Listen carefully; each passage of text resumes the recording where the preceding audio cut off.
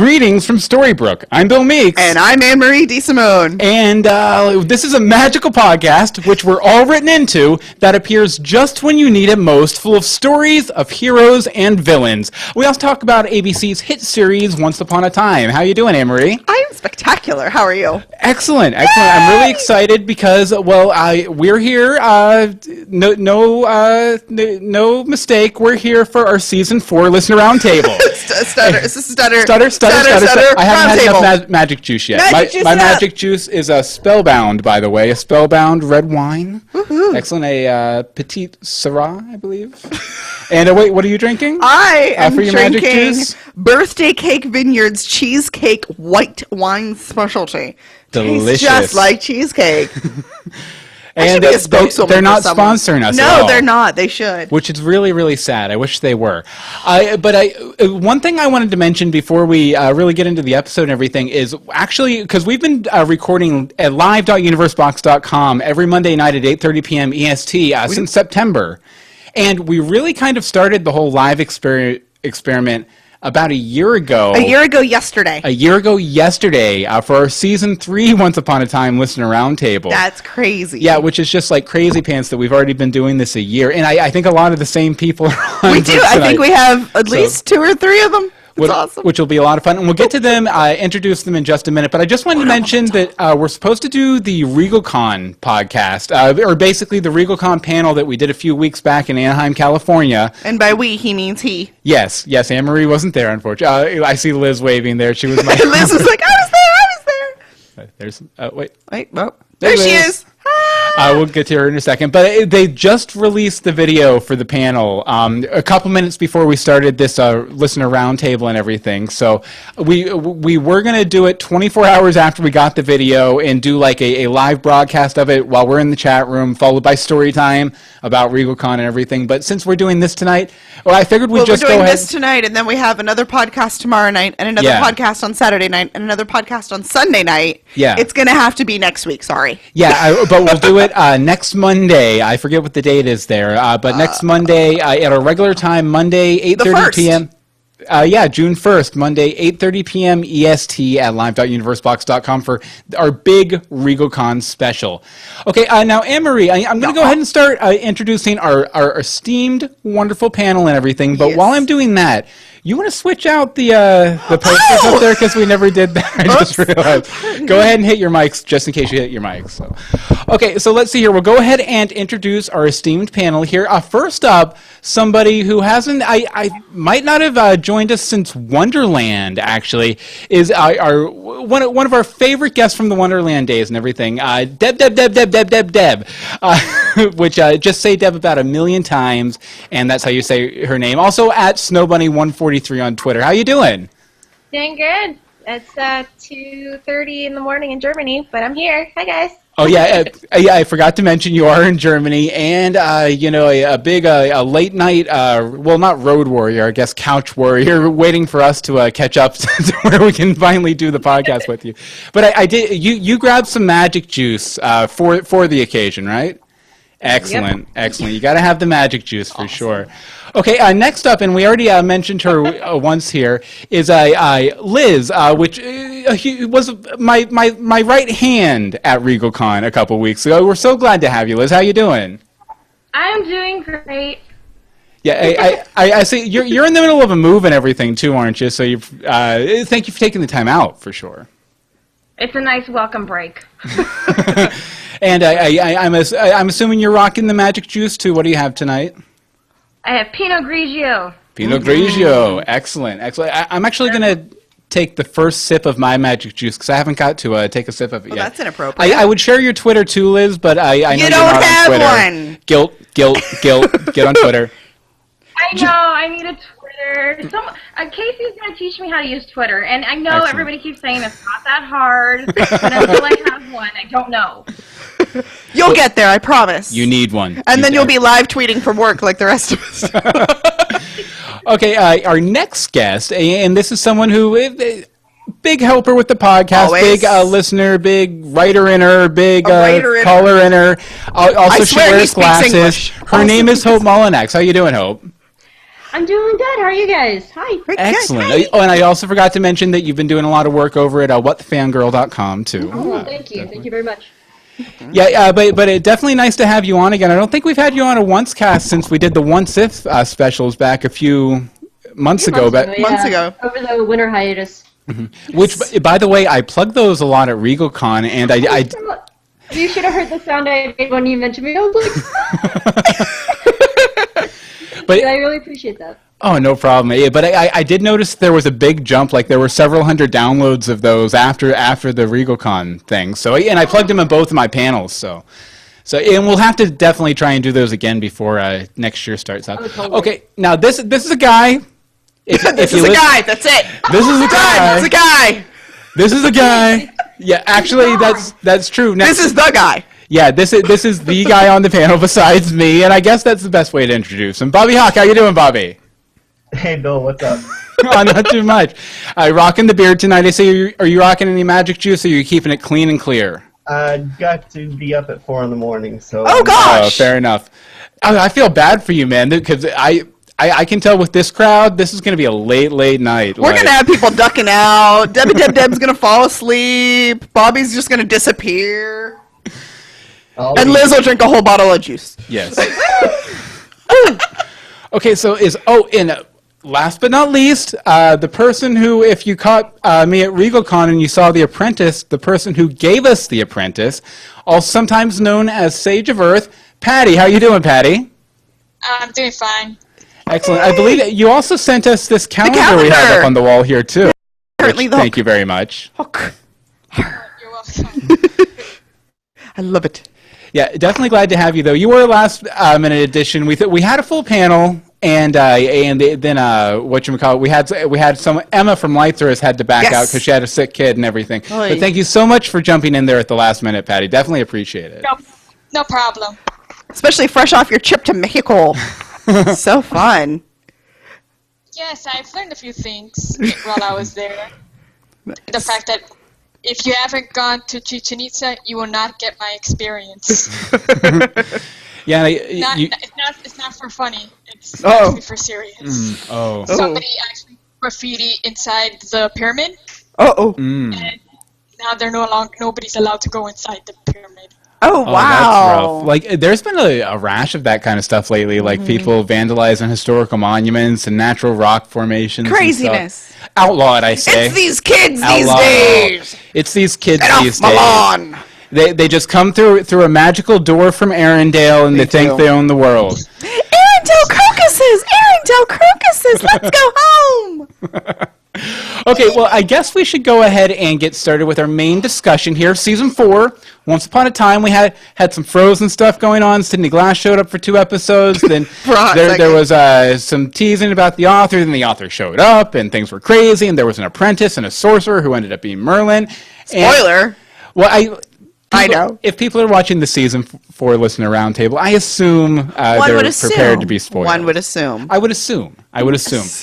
But we're going to do this, and this is kind of how we did it for our Gotham Season 1 Roundtable on Legends of Gotham a couple weeks ago. Bobby was also on, by the way.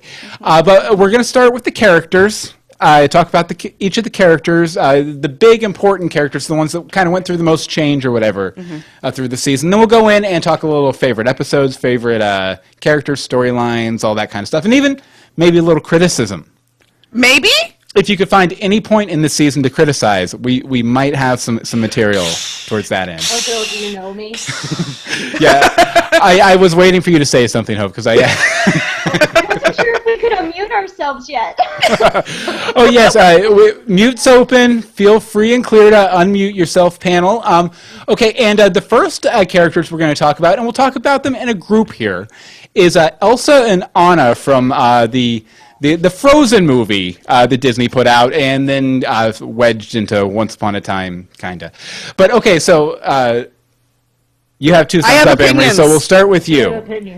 I have opinions. Anne-Marie actually went through and watched through most of the Frozen stuff today, so... That's pretty... God, you brave woman.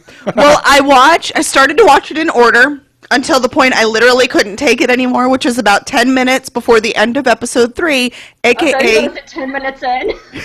when the Ice Queen shows up, and then I was like, nope! I'll go to the last couple episodes of the half season so that I watch the last 3 episodes of the half season. So, Elsa and Anna, as individuals, I love the Elsa and the Anna. Within their awful story and their lack of costume changes or anything to vary from the Disney movie. Yeah, agreed. But the actresses themselves were Elsa and Anna. They were perfect. Like especially Anna. Especially Anna was amazing. I think if they were trying to make a live-action Frozen show, then that was, like, really awesome. Like, the Frozen stuff was incredibly done well. And it was as if they had done a really high-end, beautiful live-action Frozen show. But it just didn't fit into the world of Once Upon a Time and the show that I love. Right. Yeah, and I've maintained that it just didn't have that once twist throughout. Just that kind of like Cinderella is there, but she's a single mom, that sort of thing. Well, that's not technically true. There is a twist. Olaf is dead. Olaf is just not mentioned. Well, I think he got mentioned once. Okay, he got one name check. Like those. He got, hey, do you know how to make a snowman? Let's just all be happy with the once twist of Olaf being dead. But I love Olaf. But it felt like it was really forced. Yes. Unfortunately. Yeah. Because it felt forced. It was so hard to watch, and I kind of have brain dumped it, and then have said, okay, that's where that goes. Yes. Fire Season Robert Carlyle was just very done with everything. Yeah, he felt very bored or frustrated or something, and he didn't really mesh well with those Disney characters. At the same time, it's too new. Like, Frozen, even though I do like the movie and I do like Once, it's too new. There are other stuff in Disney, within the Disney canon, that they could have done and they could have stuck with. So Yeah. me, that is like my biggest criticism. That is too new. I do like that it seems like they're going to be leaning towards, I don't know, maybe some like 70s Disney movies like Sword in the Stone and stuff, though. I think I need him to stay away from freaking Disney. Go back to the literary canon. Thank you, Hulk. You're very welcome, Thor. See, Roger Rabbit would make a really good choice, though, because, Toontown being a door. Can we please go back to the land without... Can we go back to the Land Without Color, where we have literary characters like Dr. Jekyll and Mr. Hyde, and like Frankenstein and Mephistopheles and Faust? Like, that's what I want out of Once Upon a Time. Like, I got into it because it was literary stories with a twist, not Disney. Because like that was the first 2 seasons. To 3, like hell, even through like 3B, it was still like very like light on Disney. And then Frozen came in, Disneyfied everything, and I felt like I was watching a dumbed down, stupid like drop of my show. Ironically, I think the best issue with this for Frozen is probably Elsa versus Blackbeard. That's it. I just want to see that. Blackbeard. that would be good. And that was like my biggest problem overall, is that none of the Frozen stuff carried over into 4B other than a scroll. Yeah. And it felt like I wasted my time. Yeah, it was something like I would like to kind of see those characters come back in where in a context where they weren't so bound by the movie, and like something else. And I kind of rewatched it today too, that I noticed was just that it always felt so samey between the flashbacks and the modern day, which I know they always try and tie those things thematically, but a lot of times it would be particular characters doing the exact same thing. Right. It was just different characters each time, and it felt very samey and everything. But I think what sort of happened with all that is the end of season 3. Things had sort of gone like this ratings-wise, and Frozen was up here, and they somehow got the permission, so they were like, all right, we got to wedge it in. We got to get to that 100th episode. Let's save the show. I really think like that... They made 2 endings of season 3. Right. They came out and said that they made 2 endings of season 3. Right. Yeah, so that was the thing, is a lot of the cast didn't even know it was happening until it aired. So, Bobby. Yeah, Bobby. Elsa and Anna, your opinion, sir. Should they grow beards like you? Yes! Oh, God. Become the bearded ladies and join a sideshow circus. I want to see it. You don't know how jealous I would love to grow a beard. Like, I wish I could. See, this one's fake. I just glue it on every morning. I want like an Obi-Wan Kenobi beard. Or ZZ Top. But anyway, Bobby, Elsa, Anna. I'm right with Anne-Marie. I really love them as characters. It would have been good as maybe like a 3 or 4 episode, story arc, but to have it as a whole half season was just way too much. Yeah. Let's see Although here. I like the count. Like what the Duke of Weaselton? Weaselton. Wesselton? I know everyone else hates him, but I like the character. It's done well. He's just a jerk. Okay, and I think the last one we have to hear from is Liz. Liz, what did you think of Elsa and Anna overall? Okay, my biggest comment about Elsa is why couldn't she change clothes? Because Disney wouldn't let her. Legalities. Because, like, she couldn't like wear modern day clothes. Like, would it really have hurt the show? Like, Legalities and contracts. Yeah, it's like walking around in that walking around with that dress dragging behind you is fine in a palace where you have servants cleaning the floors all the time, but out on the open streets of Storybrooke with Gus blood everywhere. I mean, you definitely shouldn't do that. Gus. Sure. Also, I know she couldn't afford it. The bigger question is why didn't the other main characters pay for clothes for her? They can't. They're all living in one apartment. Like, all of the Charmings are still in one apartment. They're thrifty. She needs to borrow from Belle from her itsy bitsy schoolgirl skirts and her hooker heels. Now, if they had done more scenes like Anna and Rumpelstiltskin with the dagger, like that one scene was probably one of the best scenes of the Frozen arc. Oh yeah. Like that was such a. I wanted to see more of that. I wanted to see their road trip. Like because that felt like Once Upon a Time, and like that one brief 2-minute scene. And if they had done more of that, Frozen would have been a lot better. I'd even say that the Anna flashbacks in general, her little side trip to Misthaven, it felt more one-way than just about anything else they did with Frozen. Just in general. She got to interact with people and be a part of their story instead of them being a part of her. Never forget the charming wig. Never forget charming wig. Never forget. Fabio Charming. Fabio Charming. Sort of like Zen Charming, but not. Okay, Ice Queen, and I'm going to start with, let's see here, Deb, what'd you think of the Ice Queen overall? Because some people were like, Frozen sucks, but the Ice Queen at least was decent. What did you think? So I was an avid watcher of Lost, and she played the same chick. So when really? I saw this, I was like, oh, really? There's really no difference. So it was kind of predictable to me. But I think as a storyline, I think it was good. But again, I felt that first half season was so forced, and because it was forced, it was difficult to watch for me. But as an Ice Queen in general, I think her story was nice. But I felt like when she ended herself, it was kind of like, all right, what's next? Yeah. So that's how I felt about her. Yeah, it was actually it's weird because we've been getting like a friend of the show, Michael Lucero, for example, telling us that that the character on Lost is like what made him fall in love with Elizabeth Mitchell. Yeah. And if it's I don't know if it's the same character we saw here. I mean, she kind of did win me over at the end until right at the end, like you were saying about there was a brief moment in time before she offed herself. Before the whole self-defeating thing at the end.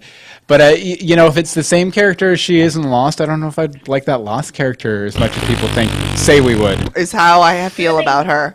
In Lost, you have her for almost the entire show, and compared to this, where you only had, 4 or 5 episodes, and you weren't able to really get into the character and really understand her as a person, and then when she offed herself, you're like, well, okay, well, what's next now?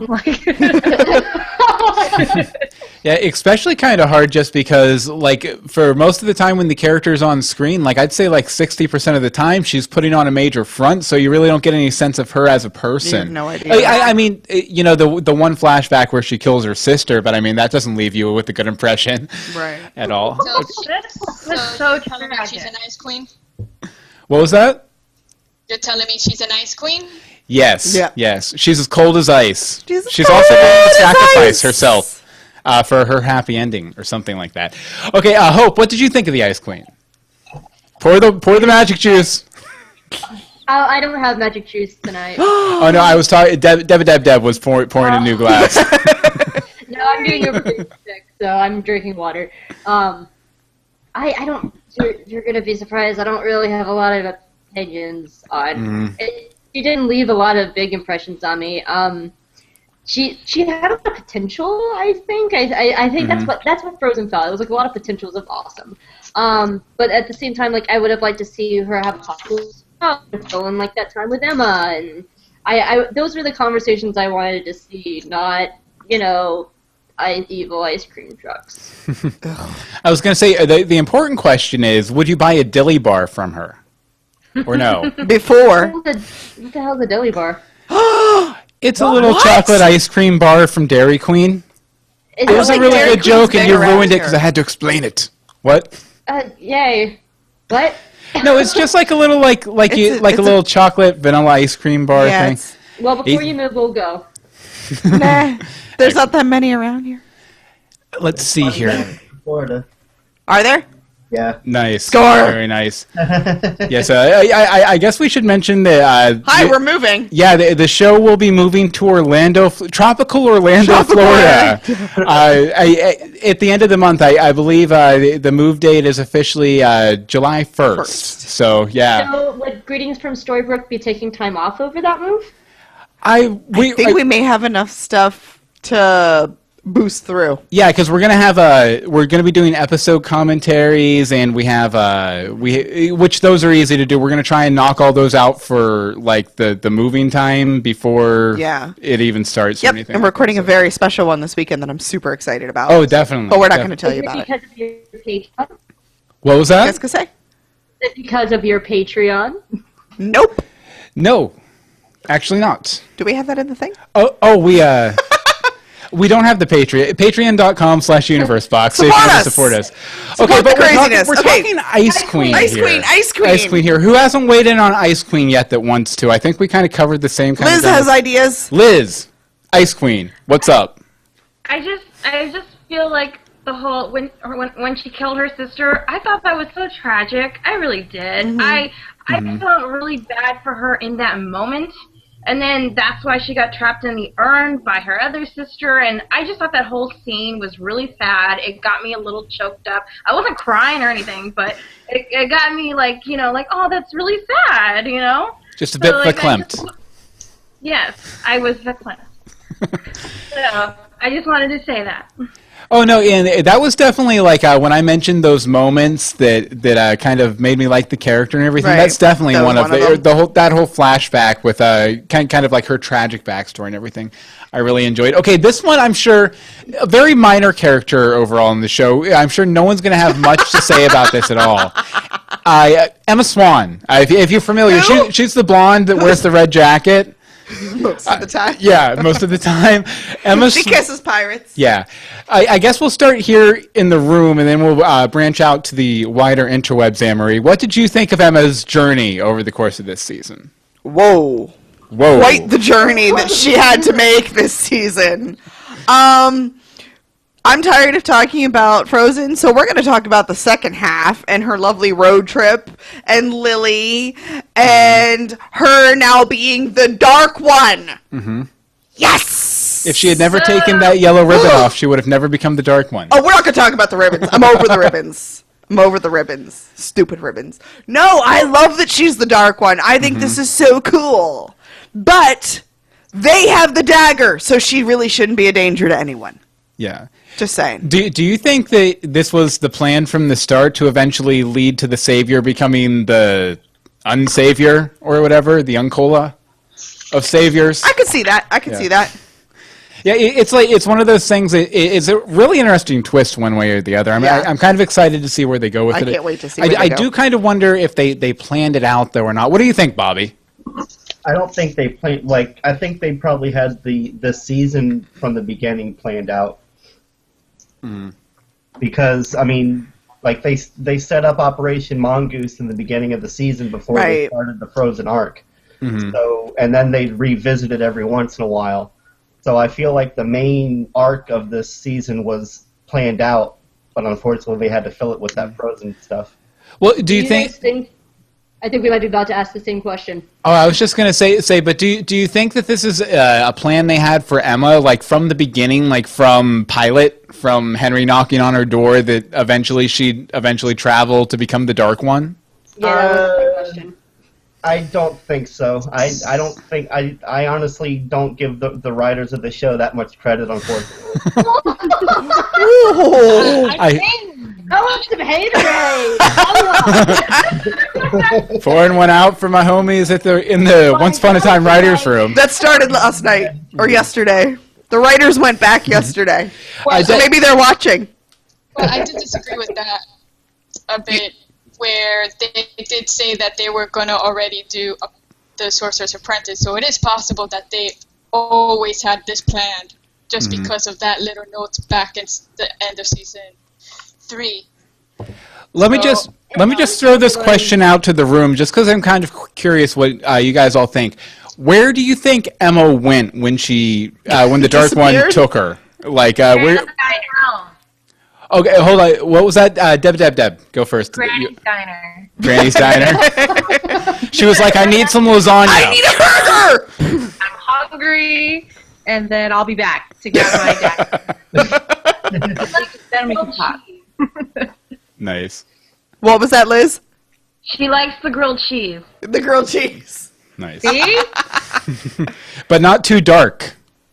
Okay, see, now we're getting detailed. Zing. Let's see. Anyone else have any ideas on where Emma might have Disasperated to. off to? I think she went to another realm. What was that, Liz? Sorry. Sorry, I think she went to another realm. But how? I don't know how. Okay, I was like... Open any portals this season without logic. Well, maybe like Dark One power plus Savior power combined can open a portal. See, or that's something. kind of interesting to see how Dark One plus Savior power will work. I'm how like, they kind of interact. you are all evil and all good. Maybe they can't. More than likely she went to Merlin because they dropped that big bomb. What was that, Hope? I'm sorry. The I said sorcerer. more than likely they went to Merlin. Like to Camelot or whatever, since we Yeah, still haven't seen probably. Camelot yet. Yeah, maybe there's like a We cell. see it in the comics. Very It's true. true. Very true. What were you going to say, Bob? I was just saying that like this is the first time the Dark One has been created since the first time, I guess.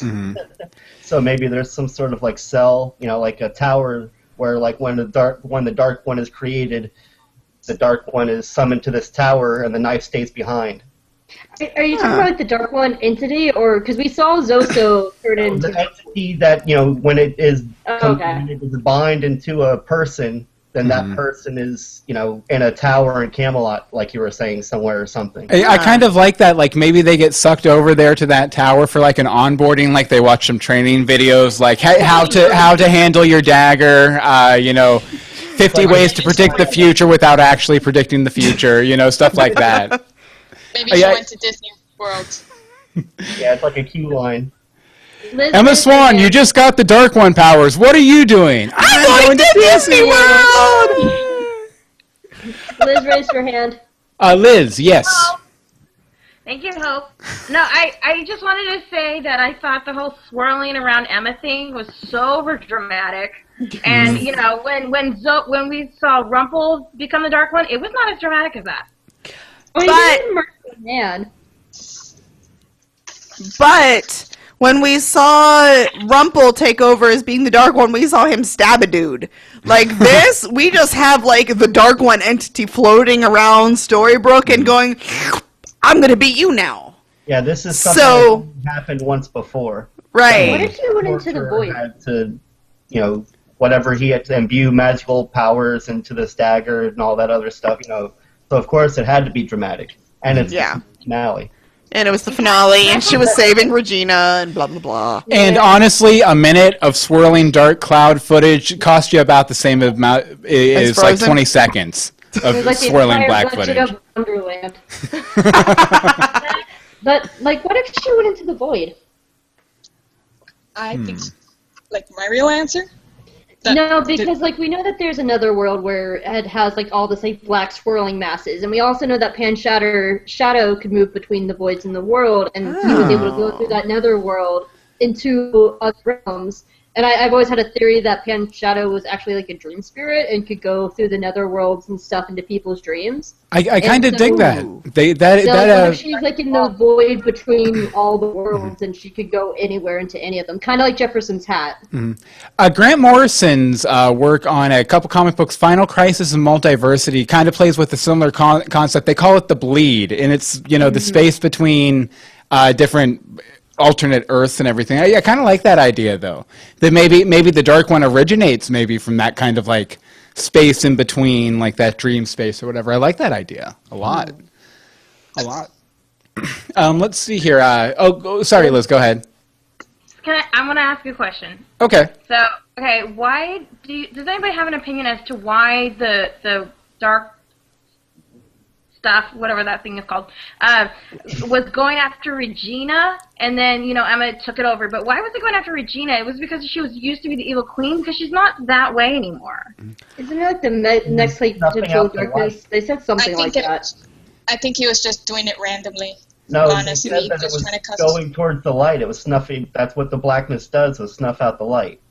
Because Regina was the savior in Heroes and Villains. Right. Which had literally just happened. So that makes sense. Yeah, plus she has, I mean, Emma's getting pretty decent, but Regina just has more magic skills in general. See, that's what I was thinking, is actually that it was like latching onto magic, because at first it actually went to the apprentice.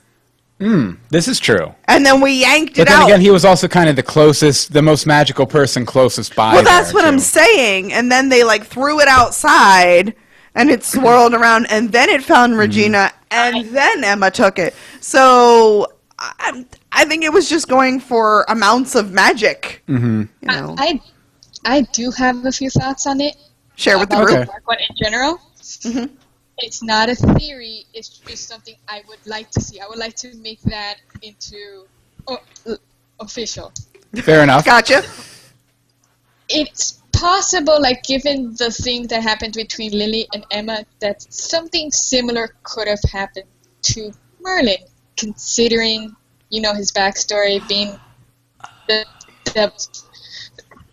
son, aka Antichrist, that they said that he was able to expel his darkness to become pure by baptism. So I'm thinking maybe it is possible that the same thing could have happened here, except that entity, that his darkness developed its own entity for some. So this is something I would see. It's not official theory. So basically, you're saying that like the Dark One is Merlin's darkness, like Lily took Emma's darkness, sort of thing. Yes, except this time he didn't give it to anybody until later on. I like that idea. I like that a lot. That idea, definitely. Definitely. Okay, let's see here. I'm interested to see if the whole thing with Regina is that she's been trying to redeem herself. That's been the whole subject for the past 2 seasons.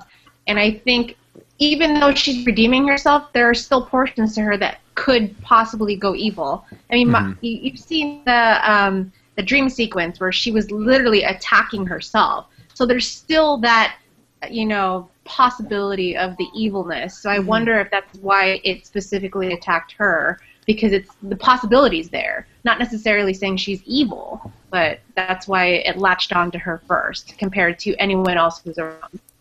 Like, I saw that dream sequence as kind of symbolic of her being like, the evil queen part of me is going to destroy my happy ending sort of thing. Right. But on the other hand, I mean, there's a big history of characters having sort of prophetic visions and things like that.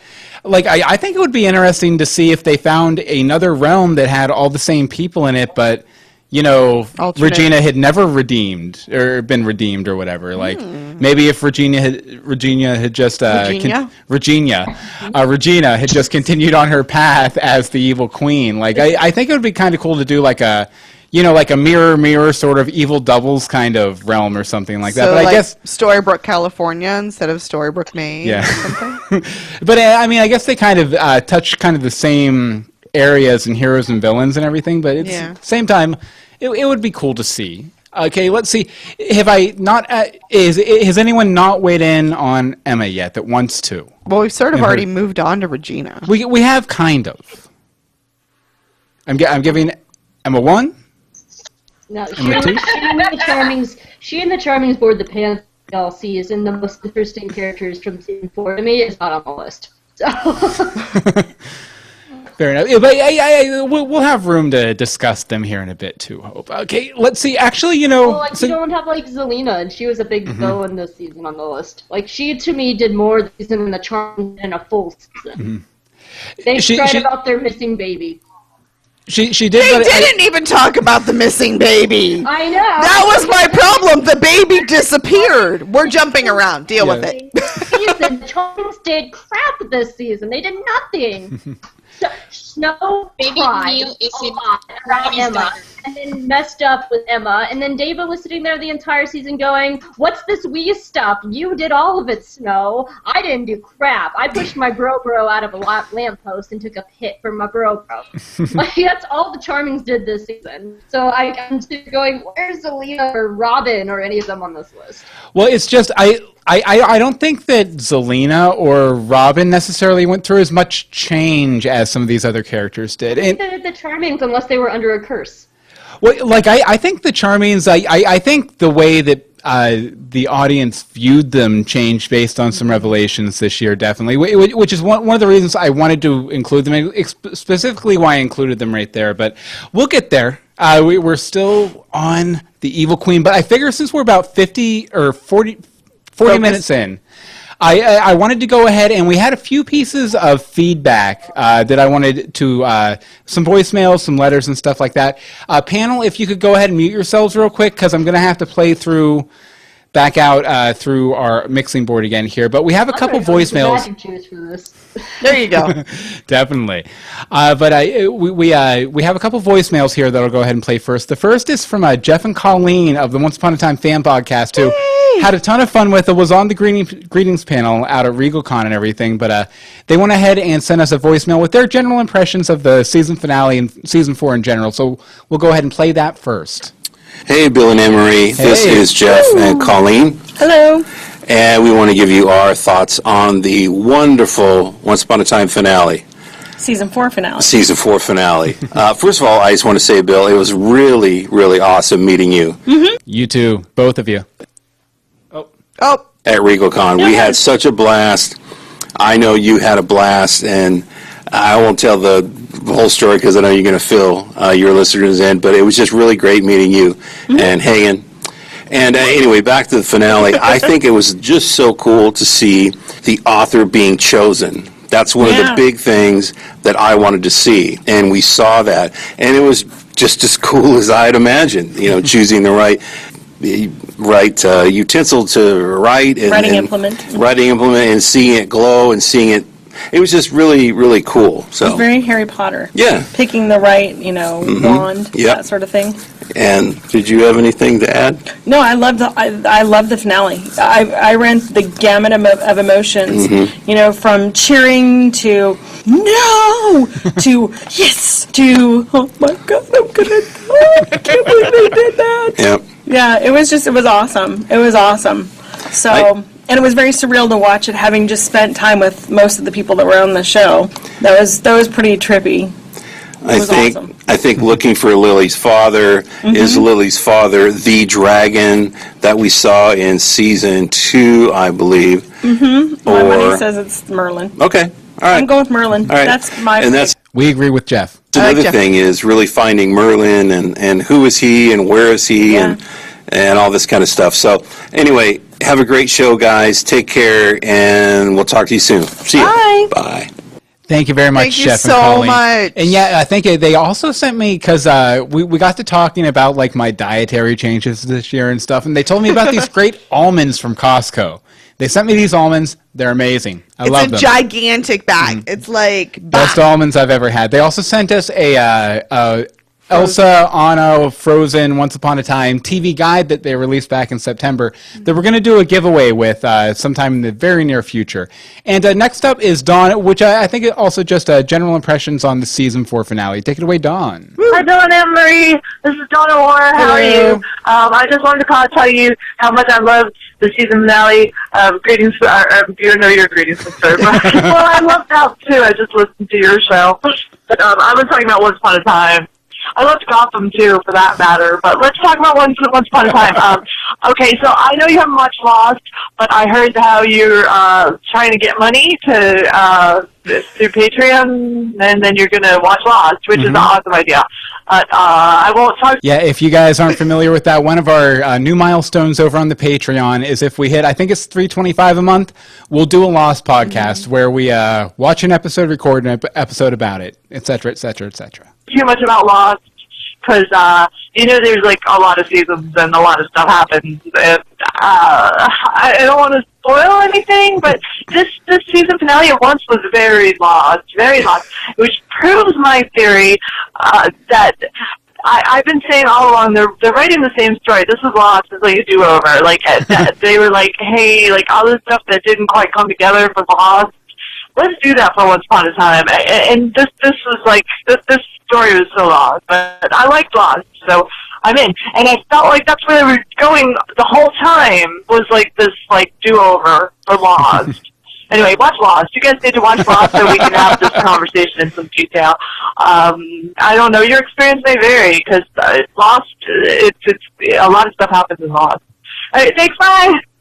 Patreon.com/universebox for the Lost podcast. It is, yeah, I mean, well, since we're talking about it, we currently get $165.50 a month. If we hit $325 a month, we will do a Lost podcast. Yes, definitely. So I know that there's been a few people at least talking to me online about Lost today. And I mean, the other thing is too, is if we hit that $325 and we get that $325, we do the podcast. If it drops down to $250 the next month, we're still doing the podcast because we've started it. So, okay. On the note of Lost, what was that? Sorry. Oh, are we gonna say? On the note of Lost, I want Dominic Monaghan to be Merlin. Merlin? I could see that. Dominic Monaghan, he was one of the hobbits. The hobbitses. More I don't know. I know Speak Hobbit. Okay, here, just one more quick letter from Stephanie, who I believe is in the chat room. Sorry we haven't been able to pay attention to the chat room so much tonight. But Stephanie says, overall, I would rate this season 8 out of 10. I feel like there was too much buildup in both half seasons. Also, I would like more explanation about how magic works and how they were able to resurrect Mal. Also, I just thought of something. How was she a dragon in a land without magic in season 1? And since the dark... What was that? That! Yes. I'm just emphasizing. And since the Dark One is a magical entity, wouldn't it be destroyed when Gold left Storybrooke? That's a good point, too, because Chernobog was. Was it? Yeah, I guess it really was destroyed. But no, it wasn't destroyed. It couldn't exist because. But I guess if there was a vessel to bring it back across the town line, it didn't have a scroll. Okay. And then Stephanie goes on. I like the Zelena surprise. I think the finale could have been a half season. I would have liked to have seen Hook and Rumple's relationship in the alternate universe. Did Rumple steal Belle from Hook? Also, another interesting thing I would like to point out is that people have been comparing Emma in the tower to Rapunzel. I think she was more like the Mad Hatter from season 1, when he remembered the past and no one else did. And that was his curse. I wonder if he's coming back next season. Really? Probably not. Really? Because he's shooting Captain America. Oh, it's like, you're really going to open that can of worms? But thank you very much, Stephanie, for the feedback. Okay, and I guess we'll go ahead and get back to our talking about the characters and our lovely panelist here. Next up is... I was like, you had to open her can of worms. What was it? Oh, okay. Yeah, with Jefferson. I got it now. I got it. Okay, let's see here. Regina, the evil queen / the redeemed queen. What do y'all think? I guess we'll start with Deb, since she stayed up so late to be with us. I know, we're keeping her awake. We're waking her back up. I love her. I love her for Regina. She's is she annoyed? Annoying, but I think she redeemed herself so many more times, and I think she deserves it. At this point, I'm happy, and I know that she's taken her own hands, which wanted her to do forever. To see her own happiness. Well, I think we're still coming out of your audio. Oh, are you? Okay, that must That be would why you're explain the ducking out so problems. much. I'm so sorry about that, Deb. Go ahead. Go ahead and start from the beginning of your point. I'm sorry about that. Oh, so I'm just happy to see reformed Regina and how lovely it's nice to see her not be so angry at an 8-year-old anymore, and how she's reformed completely, and I'm happy for her. Do you like her pairing with Robin Hood? Do you like her being paired up with Robin Hood? I don't really see them as a very happy couple. I mean, she seems happy, so that's cool. But I don't know who else I would pair her with to really make it better. Yeah. But it's her true love. Well, yeah, I guess. One of her true loves. I love them. I kind of wanted to hook up with Zombie Daniel. Stop trying to make Zombie Daniel happen. The half-season format. Because we had an entire season to watch Snow and Charming fall in love. We had entire seasons to watch Belle and Rumple fall in love. They fell in love in like 3 episodes because they told us because of a tattoo.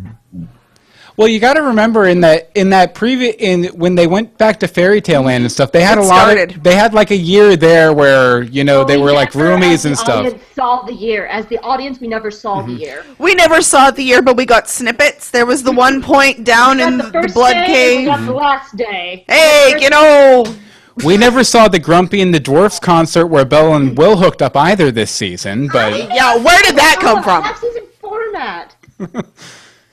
Darn half-season format. Okay, let's see here. What was that? We never saw Evilly the evil dwarf either. Evilly. We also need a return from Stealthy at some point. There's no return even just from in Stealthy. flashback, like Stealthy's lost journey. I would like. Only if we get Dreamy. Which, by the way, I declared on Twitter yesterday, I think, that a stealthy selfie is called a stealthy. Stealthy, just for the record. Bobby, Regina, your opinion.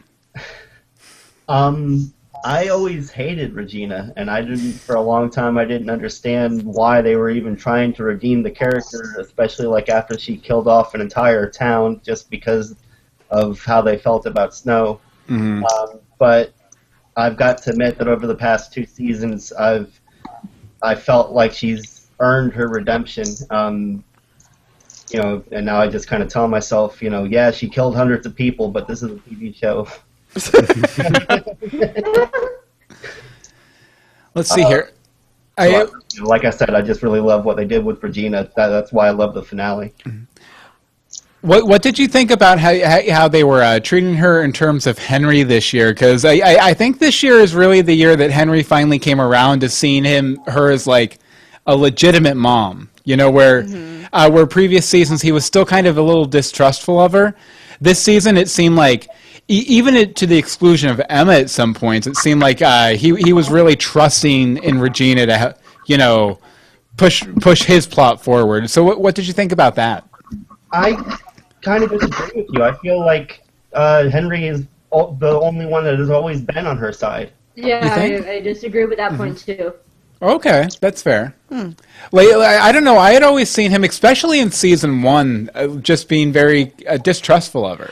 He was always in season 1. I was like, yeah, she's the evil queen, but she's my mom.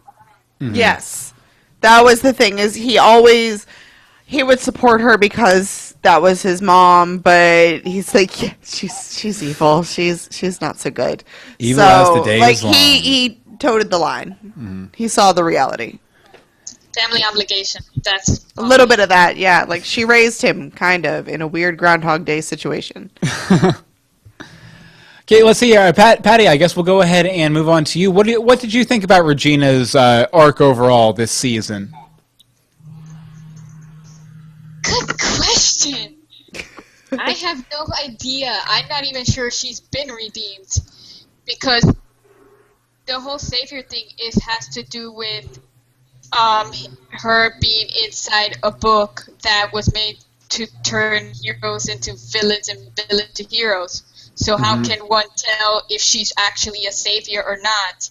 Because considering who she was dressed up as, I am not sure she's actually been redeemed. I think that it takes a lot more than what she's done so far to redeem herself from everything. Well, and we don't know everything she's done. So she definitely has. She has a lot of transgressions, not just the killing the village, killing her dad, killing a lot of people. Lots of killing, lots of badness. That whole lest we forget the whole mausoleum full of hearts that she has. Those are a lot of wrongs that have been... That in particular is the exact reason why I say bull on that, on her being redeemed. To me, the only way she'll be redeeming herself is she actually gives back all of those enchanted hearts, everything she has taken while she gains power. So my question to you is, why does Regina have to do all that, but Rumpelstiltskin doesn't? When he has 300 years of... And Rumple. I actually emphasized and Rumple too. At the end of that. I don't think Rumple will ever be redeemed, and I'd like to see him shrivel up into a hole. Years of crap on people. I don't know. At this moment, based on a bit of research I've done on demon possessions, I will have to disagree. Well, I was just going to say, like, the thing is, especially considering we know for sure that the Dark One is more of like an entity now, and this is something that comes across in the visual effects for that Dark One entity, as well as kind of like just how it behaves and everything.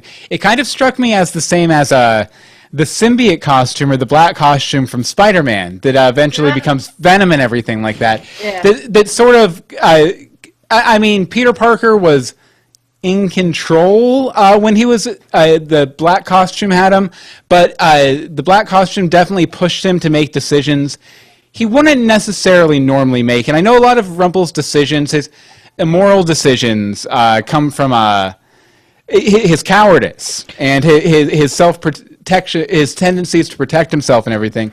But I kind of think he wouldn't have pushed things so far if it wasn't for that entity. So it's going to be interesting to see how he behaves now that that entity's gone. But, as you can see me over here going, I have bouncing to up and down, I need to talk, I need to talk. But he had to go out of his way to kill somebody because he wanted to be the Dark One. And he needed those powers to make him a better whatever. So, well, I think the initial reason he took the Dark One powers was just so he could keep Bay from being taken to the army. Right. But he still had to he sought the Dark One powers. There really was no other way than to find a guy and kill him with a special dagger. Not the power. That's why he took the dagger. He didn't take the dagger he only took the dagger to control it in order to prevent them from taking Bay. He killed him because he was provoked. Basically, it's kind of like if I were to go to Anne-Marie and start saying all sorts of comments that would make her angry. I think the red flag was when Zozo was like, "Please kill me, Rumple. I'm really done with this." Like, that should have been the first red flag. Yeah, probably. Right. But I just mean to say, and I guess we're kind of talking about Rumple here, so that's fine. But I just mean to say that I think, if nothing else, the circumstances that led to him being the Dark One came from a very altruistic place. He was just trying to save his son. I think it's going to be interesting to see how much of those decisions we've seen Rumple make over the course of the series were that white-hearted Rumpelstiltskin underneath it all, and how much of it was the Dark One parasite kind of steering the ship, Right. But I mean, he wasn't even willing to fight for Mila, so.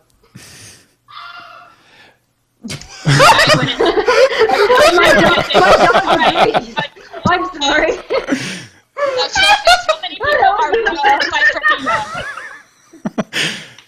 Sorry, let's recover from the Dark One being taken behind Hope there. Deb, Rumple. What do you think about Rumple? Oh, so we're off Regina. Right, so I'm a little confused with the white heart at the end. Yes. don't really know what that entails. And I mean, this whole season, he was like, I want Emma to be bad. I want her to be evil. And it actually happened because now she's now the Dark One, and now Rumple has a white heart. So is this a swap? Is he going to become the savior? I could dig that. Of what really, I mean, because again, Rumple's really good at perceiving the future. Was this him seeing that future, becoming the savior, and Emma becoming dark? I don't know. Yeah, and that's another thing, because we've seen Rumple make so many choices and walk down a particular path all the way up through the end of the finale.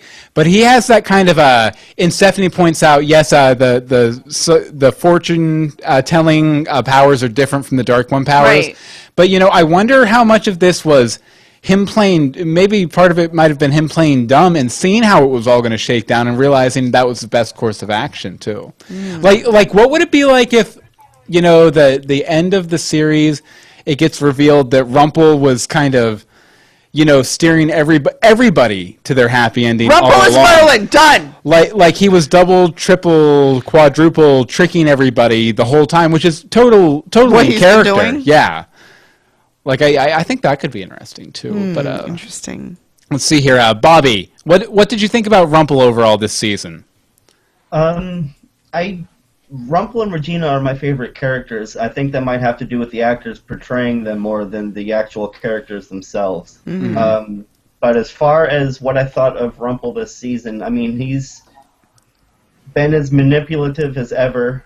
And as far as the whole how he's going to be without the power, I think he's going to crave the power still. I mean, just because he's not the Dark One doesn't, that, like Anne said, he sought out those powers. They weren't thrust upon him. Mm-hmm. So I think a good portion of the season may be him trying to help them get the dark powers from Emma, but in all reality, it's him trying to get them back for himself. I could definitely see that. And again, that probably comes down to the question of how much of everything was the Dark One entity and how much was him too, for sure. Like, well, and then I mean, it's been over 300 or what craziness years that this has been going on. How much of that has he absorbed, even without the actual Dark One powers? I just kind of see him coming out of that weird coma state they put him in, just being like, hey, you know what? All that darkness is behind me. Let's have like a birthday party or something. I haven't had a birthday party in years. Or so, just like, why? Let's have a birthday party? I could totally see Rumple being like, okay, I've been doing this whole epic like quest to get my son back and this, that, and the other for so many years. Like, rest in peace, Neil. I can totally see him being like, you know what? Forget all this epic, saving the world stuff or, dealing with all these higher beings and everything. I'm just going to relax and enjoy my life for Who's going to come to his party other than Belle? Because we just have Emma being the Dark One and everybody else is obsessed with Emma. I'm not, but the rest of them are. But do you mind if I go back to the thing I found online for demon possessions? Because at the very least, if we're going to talk about this, at least let us know what range are we talking about, what is the possibilities, because the nearest thing I could think of when I saw that scene is demon possession. And we know those things exist in real life. All right. Oh, yeah, for sure. Okay, so let's see. Compulsions against sins, addiction, uncontrollable anger, murder urges, attempted suicide, mental torment, fear, depression, irrational heaviness of the soul, hearing voices in your head, emotional problems, sensing of rejection for no reason, irrational emotional breakdowns, physical health problems, heart attack, obviously, occult powers or abilities. Obviously, we already know what that one could entail. Yes, definitely. Desires and feelings, sexual attractions towards animals. He hasn't done that, but I find that hilarious. No, not yet. Whoa! Well, I don't think anybody has a pet except for. I don't think they're allowed that on prime time. I don't think that's really. Okay. Yes. I just thought I mentioned that one because it would make everybody laugh. Success! And we're at hour 1. experiencing the demonic, hearing them, seeing them, living with them. Ancestors with similar problems, Pan, obsession, there's power, and compulsive behavior, cutting. I don't know why that's a compulsive behavior, but well, he does have a dagger. Doesn't have a dagger but anymore. means cutting hands, they're cutting their veins. Some people actually cut. So those are some of the symptoms. That's why I said, considering the range, I have no idea how much was him or how much was the demon. That is something we have to figure out in season 5. Oh yeah, for sure. Liz, what did you think about Rumple overall? Oh goodness. I don't even know. Like, his character for me has not changed over the past 4 seasons. He's pretty much stayed the same. He's selfish. He does things for his own reasons. He wants to preserve. He's kind of like Hook. He's a survivor, and he wants to preserve himself. I mean, all the things that he did for Bay, becoming the Dark One, trying to find Bay. All of that stuff is really wonderful and everything, and it's sad that all of it was for naught because they died. God bless you, I love you. But I know, right? But I don't think that his character has really changed much. Like in the 3rd season, he sacrificed himself, and killed Pan for everybody, and then he comes back in season 4, and then he goes back he's even worse than he was before. So I'm like, what the heck, kind of like, I didn't like his regression. Yeah, I could definitely see that. Although I will say that probably my favorite moment for Rumpelstiltskin this season was just that little moment he had, and it was right before the Ice Queen came in and stunk up the joint. Oy. But Rumple was just like looking at this snow globe with Storybrooke, or like the library in it and everything, and I was just like, I don't know if you had to pick like a cover for like a complete series collection or something. There it is. Rumple staring with the Storybrooke snow globe in his hand, I think would be perfect. A really good way to do it for sure. Yeah. Okay, and this one we skipped a little bit. We'll just I think I'm going to lump all these guys together because they're kind of all related anyway. But the author, the sorcerer, and the apprentice, kind of that whole thing, that whole area. Emery, what do you think? Okay, see, I love the author, but I think he's pretty much done now. You think he's done? I mean, not done. He's definitely not disappearing, but he's not the author now. He has nothing special about him.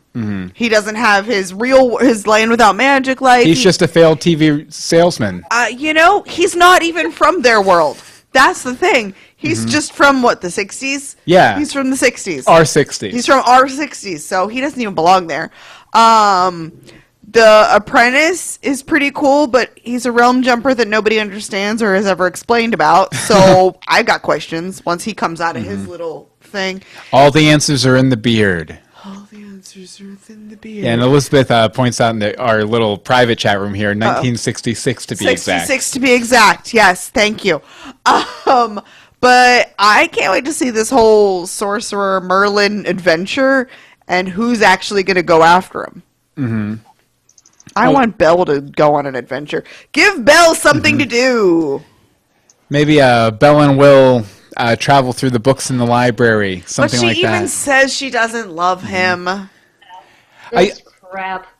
Basically. Yeah, I will say that the one thing that I would like to see as far as Merlin, I would like, since apparently he is behind all the books and everything, I would like to see some sort of and Patty references this in the chat room every once in a while too, but Kingdom Hearts, because in Kingdom Hearts, Merlin has all these books in his library that travel to different realms. Like that's how you get to the Winnie the Pooh world. Is this all leading up to Winnie the Pooh? Because I'm okay with this one. Yeah, exactly. I think everybody wants it to be Winnie the Pooh. I mean, if they're gonna do Frozen, let's do Winnie the Pooh. Who would make a good Winnie the Pooh? Who should they cast as Winnie the Pooh? Rumple. No idea, but no. Dr. Phil. No. I don't know. No. Kingdom Hearts is one of my favorite video game series of all time, but I'm so done with Disney inside my show. No. I love Kingdom Hearts. Winnie the Pooh was never Disney. It was already a book. I don't care. I don't want it. Winnie the Pooh. Winnie the Pooh. I'm gonna let all y'all go in a minute. I hear the whole song. Nathan Lane. There you go. There's Winnie the Pooh.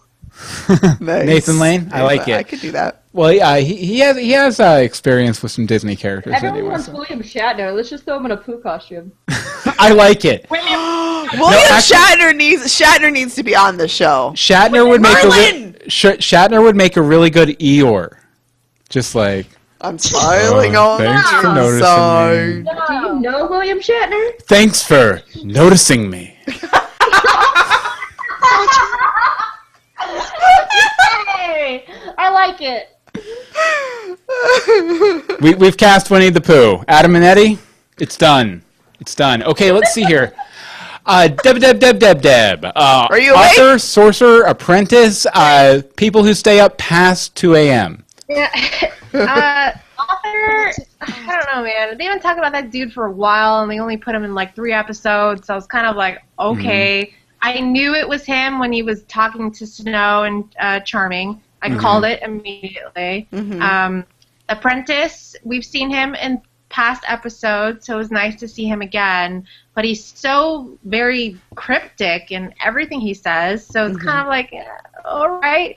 But it was interesting to see that he said, go see Merlin, which is awesome because I want to see Archimedes, who's my favorite Disney character. He's a cute little owl, is my favorite. And I wonder if that's going to open the whole Sword of the Stone. I know that they talked about what I think it was season 2. They had the sword in the stone, but it was the fake one that Charming gave to Snow. Yes, So with the lady in the lake and everything. Yeah. So I wonder if what they're going to bring back with the sword in the stone portion, if they're going to have I want Cinco Walls back. The dude that pulled out the sword. And because it's 3:30, I don't remember his name. So Arthur. Arthur. Artie. There it is. Okay, there, Arthur. I always called him Artie. Yeah, they talked about him too, right? So Yeah, and we had Lancelot and stuff too. We did, briefly. No, it'll be interesting to see. I will say that the chat room is saying that Patton Oswalt would make a good Winnie the Pooh. I can't disagree. I honestly can't disagree. No, but Patton Oswalt. He's a comedian. You've probably seen him on he did like Best Week Ever and stuff back in the day. I love Best Week Ever. I love the 90s, all that kind of stuff. I forgot all about that. No, but I think the world of Camelot and Merlin is going to be really interesting. I would like them to see them do something where, I don't know, maybe Merlin has kind of the same sort of styling as the Sword in the Stone version, but then have it kind of mix in the real world Arthurian legends and stuff with it. Real world Arthurian legends. Camelot will be its own door realm world, or do you think it's just going to be another kingdom in the Enchanted Forest? Like another, well, considering Lancelot was already in Misthaven and they knew about Camelot. Yeah, I feel it's going to be like Arendelle or something, where it's just across the river or something. Just around the river bend, where they can walk there in 5 minutes. Honestly, in terms of that, my biggest hope is probably that all he ever had in his life for Merlin and Arthur is the conception story. I want to see the conception story. That is it. I will be satisfied with it. That story is so messed up that I just want to see it on screen. Which again, prime time on ABC. We shall see, of course. Yeah. But let's see, Bobby. You were going to say something, right? I was just saying, as far as the realms go, it feels to me like most of the fantasy lands, like fantasy books or whatnot, are all part of one realm. Yeah. Arendelle and Misthaven and, Yeah, like the classic fairy tales. They're all kind of in the same... Are in the same realm, yes. The author is fun. I didn't like the author. I was. You didn't like him? No, I mean, I like the character, the actor rather, but I feel like they... Not only did they not set up any, hard rules for what the author can and can't do, but, the few rules they did set up, they just totally contradicted. They've been throwing out their own rules since season 3A. It doesn't matter anymore. The rule is there are no rules, and Adam and Eddie made a character that they can be themselves in and said there are no rules. It was like watching Adam and Eddie run around in the author's skin. Yes.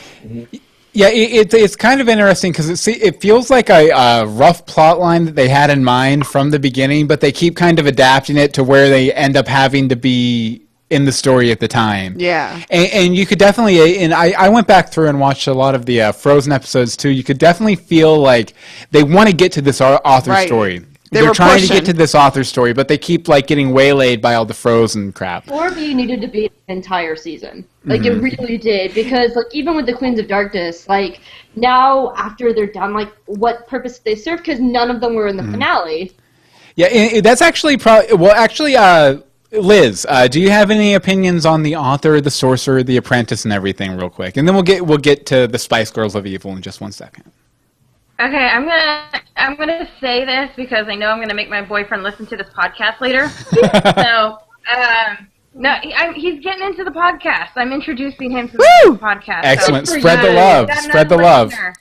I'm spreading the love. So, okay, his theory is that the apprentice is Mickey Mouse, and he did turn into a mouse, but I don't know how else to reference this because we've had some discussions about it, but I'm like, I don't believe it, but he does, and so I'm giving him some credit by throwing it out there to you guys, and what do you guys think? Because no one has said what his name is. His name, it might be a situation that he gave up his name to become the apprentice. Because names are so important to Rumpelstiltskin, and names seem to always have power in this show. He might have forsaken his name to take on a title of the apprentice. Yeah, and I mean, we know from Gus Gus and Smee that there has been some like mouse to human, human to mouse situations in this world before, so I could definitely see that. Then where's Minnie? Gus. Minnie, Cheers. I'm sorry, if that guy's Mickey, where the heck is Minnie? Where's Donald and Goofy? They're gonna go there in some way. Characters that weren't in this half season, like Archie and Whale and all them. As soon as Mickey, Donald, and Goofy show up on this show, I'm changing the channel. Yeah, I'm out. I think for me it would depend on how they portrayed them. If Mickey comes in and he's I was gonna say a rude word, I won't say the rude word. If he was a complete jerk when he came in, or like there was some sort of weird thing where like they show flashback Mickey before he became the apprentice and he's like this complete jerk or something. If they do something to kind of change the character a little bit, or maybe he's a charlatan, maybe he's like a snake oil salesman or something. That could be interesting, right? And I mean, the original Mickey isn't that altruistic either, right? Steamboat Willie was a complete jerk to Pete.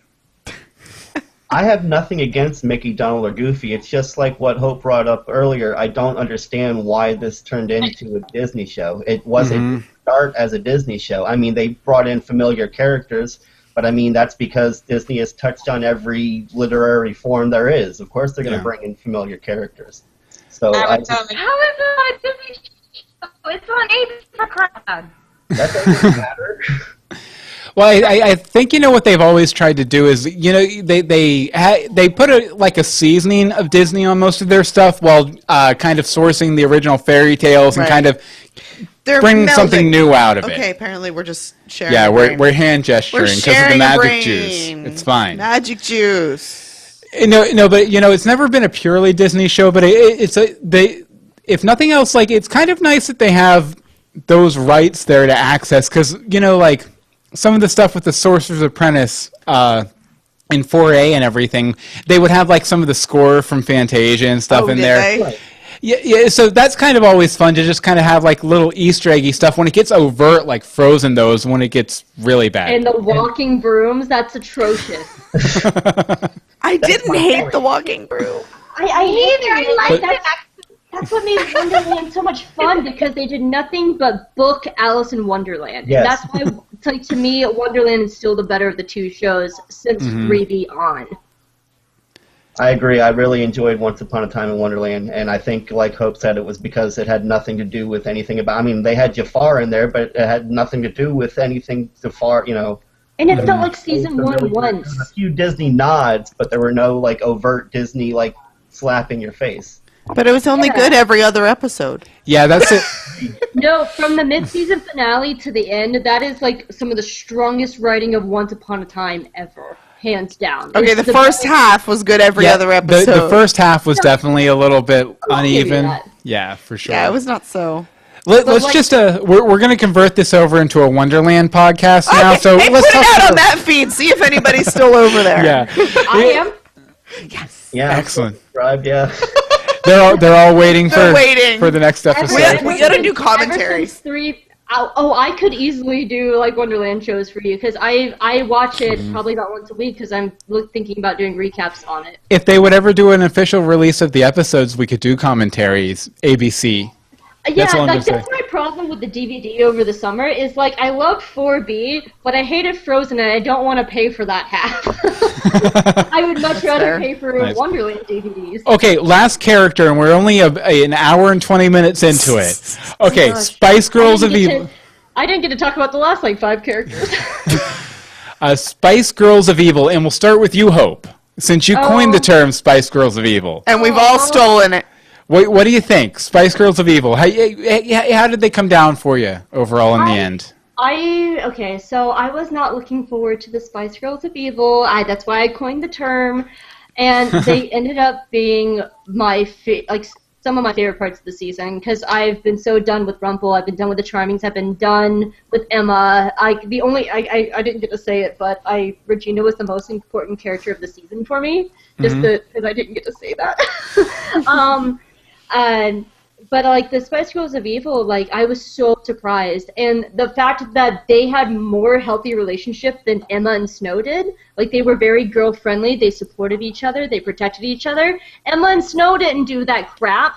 Snow was all crazy cray, and then Emma was cray cray. The Spice Girls of Evil had these healthy female relationships that everybody should strive for. And even then, they were so super protective. Cruella ended up being my favorite villain of the season. I didn't get to talk about the author either. But Cruella ended up being the best villain of the season because ever since Regina, every other villain has parent problems. Every other villain has really family-based backstories, and she was just crazy. She was a sociopath.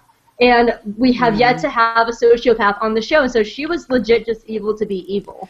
Right. Yeah, she was the most bad guy we've got, for sure. And she was fantastic, and I really wish, out of everybody, Maleficent was the most boring. I wanted more Ursula. I wanted more Cruella, and we ended up losing all of them, and now we have evil Emma and back to boring Charming, so that sucks.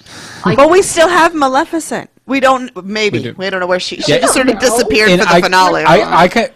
They ended up being. I wish we had an entire season with them, which is what makes me so mad about Frozen, because Frozen just wasted my time when we could have had an entire season of really amazing 3 fantastic female strong characters who are just awesome, and we could have had better development with the author and the apprentice and the sorcerer, and what we got was 3 months of Disney crap. Well, I definitely think they're angling Maleficent, and I think I said this in our last episode too, but they're angling Maleficent and Lily to kind of take over the town while all of our main characters. Boring. What's that? Lily's so boring. She hasn't had a chance to do anything. She's subprime Regina. I don't even know if subprime's a thing. I've had half a bottle of wine since I started. Magic juice! Woo! Everyone woo! I got the magic juice because I got mad. That's fine. No. It's okay to be mad, Hope. Just don't get even. You got to get fired up. That's how we do this show. I don't know. Me and Sage, I love Sage, and we're having friendly debates in the chat.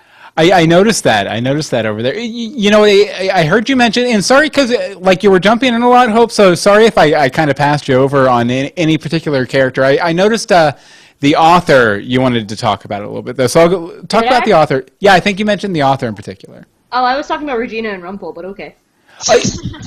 You know what? Give me. Talk whoever you want to talk about. Give me a quick. Go on. We're an hour and a half in. It's a podcast thing. This happens in podcasting. I'm gonna drink wine. Drink wine. Okay. I think that's something we can all agree with. We can all agree. We should all drink wine. Magic juice. Magic juice. Except for Bobby, who has to be up in a few hours. Fine. I have sweet wine. Rose wine. Mm-hmm. I don't usually like wine. Well, you know what, Bobby? I think you not having any magic juice tonight makes you an official member of the Spice Girls of Evil. So tell us what you think about them, about your group, the Spice Girls of Evil. Since I'm the designated driver of the podcast. Exactly. Yes! Exactly. Somebody has to be, because it's not us. Bobby's the DD. Woo! Let's get wasted. he's not the only one that's not drinking. Oh, that's right. You don't drink either. I Hot cocoa with here cinnamon. for the Spice Girls for the most part. I thought they totally wasted Ursula. Yes. But like Hope, I feel I think my favorite was Cruella, and I think part of that was because they totally went up against Disney. They didn't have her do anything, and they visited Great Gatsby, something that's not fantasy. Literary world. That's what I want. So I really loved Cruella, and like she said, just like she's a plain evil Yes, we know the rest of the letters, Bobby. It's fine. You can say it, sociopath. Yes, that word that starts with B that he was about to spell, sociopath. I know how to spell after half a bottle of wine. Excellent. Yeah, but I liked him too. I think Cruella was probably my favorite too. Yes. Just Once we got her story, unfortunately, we got it and then we lost it. But let's see. He's been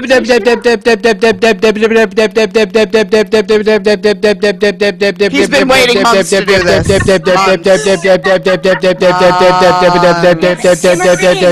Spice Girls of Evil. What did you think? He put a bottle of wine in his mouth. He has a bottle in front of him. I'm already there, man. Oh yeah.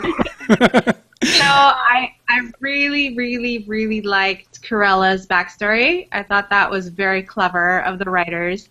I didn't really enjoy. There's a fly in here, scary.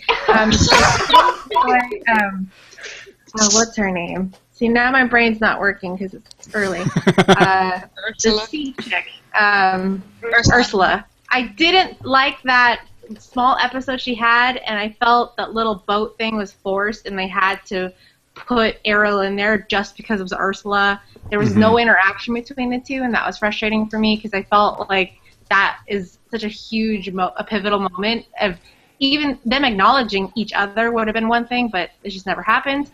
Not to mention they kind of implied that wasn't the real Ursula yet again. Like, this was the second fake Ursula kind of thing. Different fake Ursula that is no longer bronze statue. Anyways, and then the last chick, I really do love Maleficent. She's one of my favorite baddies when it comes to all the baddies, and I think it's sweet that she found her daughter, and she's so loving, but it's funny how quickly she was no longer angry. I think like she did a complete 180 and was like, well, my daughter's alive. I'm okay now. I felt like if that would have been me, there would have been some resentment and anger toward anybody who took my daughter away from me. But, I mean, it was still sweet to see her reunited with her daughter as well. Yeah, then again, you haven't spent, decades in the basement of a library as a dragon, so maybe, that gives you some perspective. And then as a wraith. Yes, a wraith too. Wraith life is not great life. Ursula is the good guys didn't use her for information.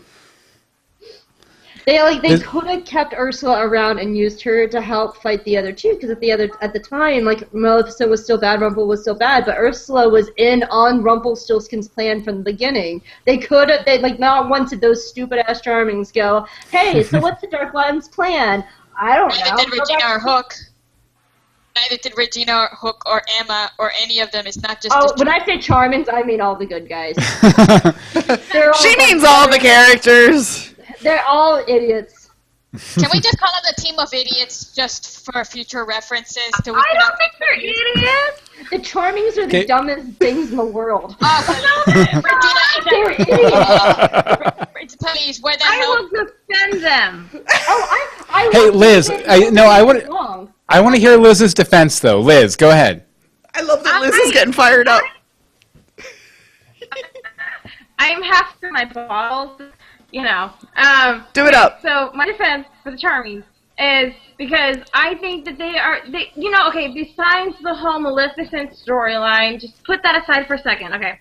Okay, so the past 3 seasons, they have been our morale. They have been, our good versus evil. They have light, and I'm half drunk right now, so I hope I make sense. She fits right in. I'm sorry. So like I just feel like they have been like our moral compass, and I see a lot of wisdom, and like I hated Charming's long hair, by the way, but fine. I'm everywhere now. But I have a lot of respect for the Charming family. I really do. But I'm also very confused about the last name because I don't think that's actually last name, but that's what they're called.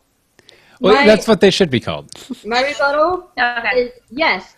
David has been that since day one. Even in season 1, when Snow White was like, I don't know, he's the one that's been like, no, we must have faith, we must have love. If you look back at every moment that they ever had a moment of doubt, it always came from Snow White. So yes, David is that role. Snow, all season long, has been the one messing up with Emma. She's the first one to tell lies, and David's just like, okay, then he just needs to grow a pair of chodes, and he'll be great. And I think we're great. Then it's like mother like daughter because Regina's the same way with Snow. And you cannot even deny that. You do know that the amount of times Regina has screwed up with that mother-daughter relationship with Snow and going to the extreme of trying to kill her. Everybody in this show and in life makes mistakes. That doesn't mean you're stupid. That doesn't mean anything. Mind you, I there agree are with moments that. where I do call Regina in private queen of the morons. She's the smartest one of the group. And there are... No, she's the dumbest one of the group. I hate to break it to you. How is she the dumbest one of the common group? sense. She saved Emma. Like, she's the one that saved Emma, not the Charmings. The Charmings put her in the position of darkness. Regina is the one who stopped Emma put herself in the position Hey, of darkness. I didn't get to have my Regina pop, okay? So I didn't get to have my moment of Regina. Regina was Emma's savior. Like, she was personally Emma's savior. The Charmings put her in that position of darkness. They put Lily in that position of darkness.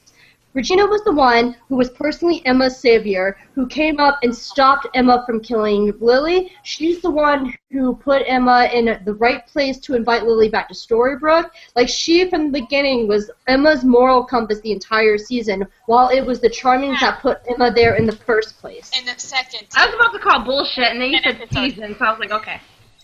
And but you've made a mistake right there. You said entire season. No, she wasn't. There are moments where, as much as I hate Hook, he was at moments had to be his her moral compass. Hook was so good all season. He was so good. What? I loved Hook all season. I loved him. Sam Marie, it's okay. Hate Hook. Oh, well, Hate. I hit the bottom of the show. Get over it. He deserves her now. I still don't like him. He has earned Emma. He has earned Emma with all of his actions and how much he loves her. Where did Bill go? Where did Bill go? He had to take a break. He'll be back. Anne-Marie, I was totally on Team Anne-Marie as far as Neil and Emma go. I totally think they still should have been together, but if Neil is gone, then I have no problem with Hook. Can we go back a bit further? Like, I still argue that Graham is the best choice for Emma. 50 Shades of Graham is gone. No. I don't agree with Hope on that one. Graham is still like he was the hottest guy in the show. No, Neil takes that cake, but we won't go there. Can we talk about what crap it is that they were like, hey, resurrections for everyone. Except Neil! That's crap. But none for Gretchen Wieners. It was like the scene from Mean Girl. They're like, 2 resurrections for Anastasia, a resurrection for Rumple, no resurrections for you, Neil. Hey, who's the lady that always says it's evil? She was I didn't hear a word of that, Sage. I think we were all talking at once. Go ahead, Sage. No, who's the lady that Bill always says is evil that we all, at least I have to. Johanna? No, the other. Johanna did it! Johanna did it. Oh, neither was Gus Gus. I think we scared Bill away. Welcome back, Bill. No, you didn't scare me away. My bladder did. It's fine, though.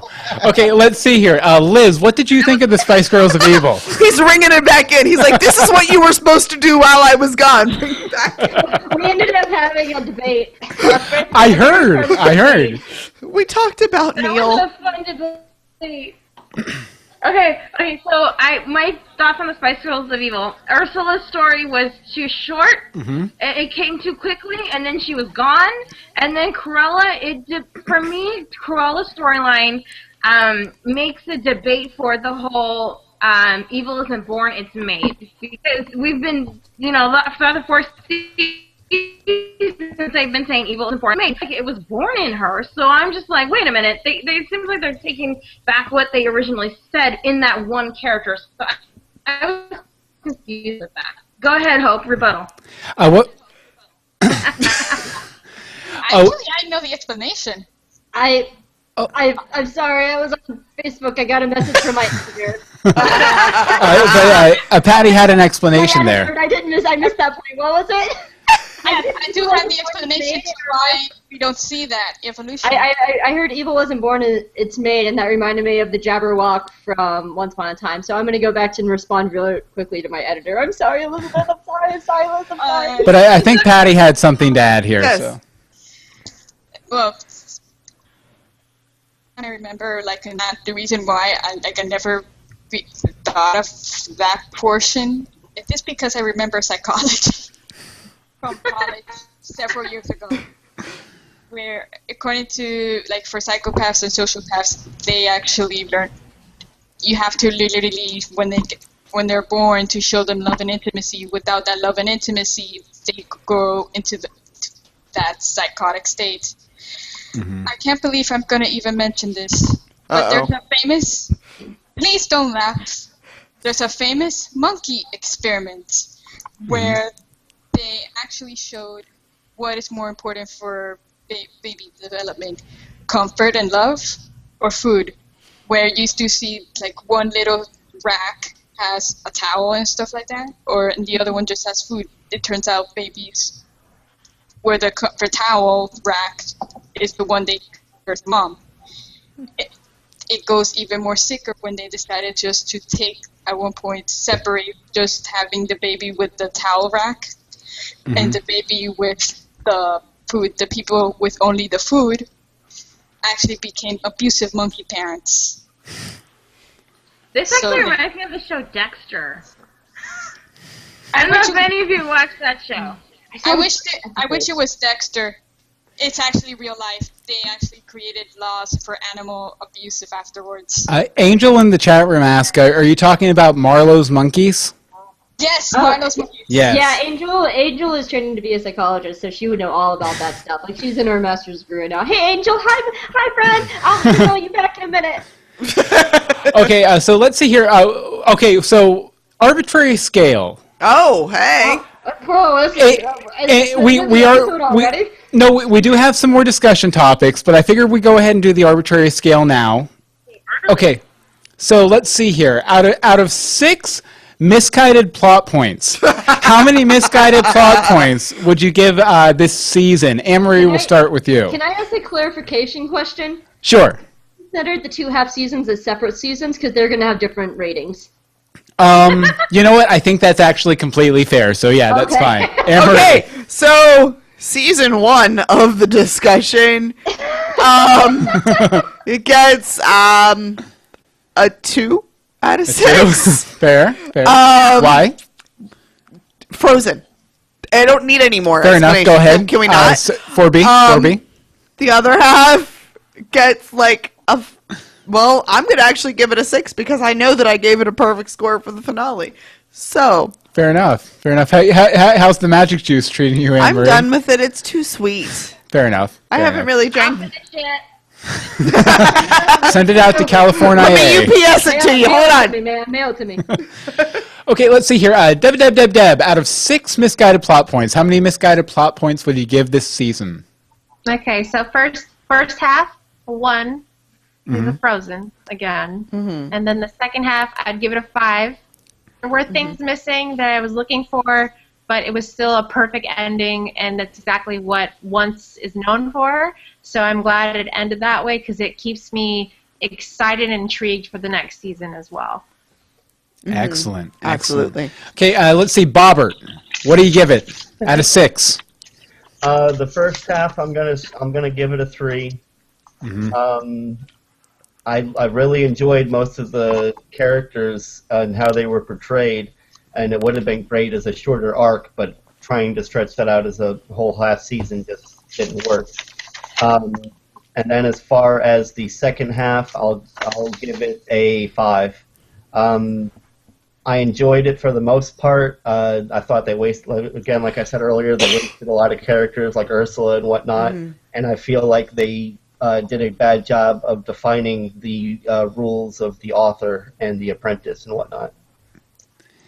Fair enough. I will say that Mutate in the chat room gives it 5 out of 6 Bridezilla foot stomps because they wasted Will and where the heck was Anna. Okay, let's see. Liz, out of 6 misguided plot points, what do you give it? I'm gonna round off the whole season. So for me, it was 4 out of 6. I enjoyed the Frozen arc. I enjoyed both arcs actually. And sometimes I spew haterade out for some certain episodes, but as do we all. I overall enjoyed the season. I really did. Excellent. Okay, let's see. Hope, out of 6 misguided plot points, what do you give it? I think I'm gonna follow Bobby on this one. I would say 3 out of 6 for Frozen. If it was a live-action Frozen show, I enjoyed it as that. It just didn't fit in the world of once. And I thought, one of my favorite new characters is Will Scarlet, and he was so much better in 4A before they had just totally threw his character away in 4B, and he got me through 4A. He got me through, and he was so great all the way through. And then for the second one, I have to go with Bobby again. 5 out of 6. I thought it was a very strong season. It felt like old once. It felt like we got back to that, and it was fantastic. I loved the second half as much as I'm griping about it. I really did love the second half. And we got August back, and I love August. That's true. We didn't even mention that. Yeah. August. He was one of my favorite characters in season 1. I loved August from the first day I saw that beard and that jacket and that motorcycle. He is so sexy. I was so jealous. Yeah, I got to meet him. Yeah, I was gonna say you got your picture taken. Did you touch his beard? I got a picture with him. Did you put your face to his beard? He was. I like beards. I'm sorry. My face. He was. I could have kissed him, but I'm not single. I think there are celebrity rules. You can kiss celebrities when you're dating. Oh, he was so nice, Hope. He was so nice to me. I got to talk to him for 2 minutes. Hope, I will just say that this hand has touched both him and Whale. That's all I'm going to say. This one right here. I've had a nice handshake with Whale, and I don't want to talk about it. Okay, Patty, 6 misguided plot points. What do you give it? I'm gonna do what Liz did and just do in general. I think I will give it 4 out of 6 all around. Okay. In the first half, it was pretty much even. There was nothing good. There was nothing good. It all just sucked. No, and there's nothing bad I could say. It was just there. Right. And that is strange since Frozen was awesome, the movie. The last half I did enjoy it more. I did enjoy how you got to see Cruella's happy ending, killing the dogs. It's that's the version that would have occurred if she succeeded in the movies. So I think everybody here mentions, I'm so glad that it's so different. No, that's basically her from the movie. She's always been a sociopath is what that we're calling that. So I enjoyed everything. I enjoyed the second half. It was emotional. We were all screaming at one point saying, what the heck? But I think all around, it was a good season. Okay, and as for me, I'm going to give it 75% because like you guys usually do week to week, I'm not going to respect the scale at all. I'm giving it 75%. Numbers 10,553.578. And the one time I actually respect the scale. I disrespect it. No, it's fine. You guys don't care about what I think anyway. I've been talking all year about this stuff. You're crazy. Bill, what are you saying to the Times of Pi about this season? 25 digits of pi. No, I don't. I can't even. But the last 25, not the first 25. Okay, you know what, guys? lightning round time. Okay. We have a bunch of other topics here. We have, I figured this was going to go 2 hours. We're about 17 minutes shy of that. So lightning round here. We're going to go through some real hot takes, some real hot topics here. First up, favorite episodes so far. Well, not really so far, for the entire season. And why? For That's me... What I had to ask because I was like, Hat Trick's my favorite episode so far. No, for season 4. For season 4. These are all for season 4. Favorite episode? As for me, I'm going to go with Sympathy for the DeVille. I just think it was the strongest standalone episode overall for the season. A really good one-and-done story. Anne-Marie, what do you think? Finale. Finale? I loved it. It gave me everything I wanted. All of the happies. Mm-hmm. Everything you didn't know you wanted. Everything. Even. Well, some of it I did know I wanted, but like Emma becoming the Dark One and all that. Yeah, it was just awesome. It made me happy. It made me do this type of face on the internet a lot. So there's that. Excellent. Okay. He's making sure you're awake. I'm sorry. Bill, we have 17 minutes. I know. Lightning round. Okay. Deb. Favorite episode. Okay. So my favorite was definitely finale. I want to see Dark Swan. I want to know what that looks like. I also love the Snow Regina. I'm gonna call her Snow Regina because she was just so freaking adorable. Yes. Snow-Rena. Yes. Snow-Rena? Is that Snow-Rena? That's what he's gonna call her. And that was my favorite. Excellent. Okay, Liz, what was your favorite episode? I would agree with Anne-Marie, the finale. It sticks out most prominently in my mind, and I really don't like Dark Swan, but whatever. I love Dark Swan. Okay, let's see here. Hope. Oh, wait, what do you say? What do you say? You know the question. It was a toss-up between Sympathy of the DeVille and Heart of Gold. I've never been a big fan of Oz or Selena, but I really loved her for the first time ever in Heart of Gold, and like there were some really great Will Scarlet moments that felt like Wonderland. Mm-hmm. But with Cruella, we finally got a villain that didn't have parent issues, and she was just cray-cray to be cray-cray. Yeah. Cray-cray all the day, for sure. All the day, bro. All the day. Okay, Bill, and Baba. Thor. What was your favorite episode overall? I'm gonna say Sympathy for the DeVille for the same reasons that you mentioned, with an honorable mention to the finale, regardless of all of the plot points, or plot holes, rather. Fair enough. It seems I picked a pretty popular opinion here. Okay, so Patty, what was your favorite overall? I would like to say Worm from Sauce. That's fair. It had a good blend of Disney references and Once Upon a Time lore that I cannot help and enjoy. Besides, that is the nearest we're ever going to get to, so might as well enjoy it.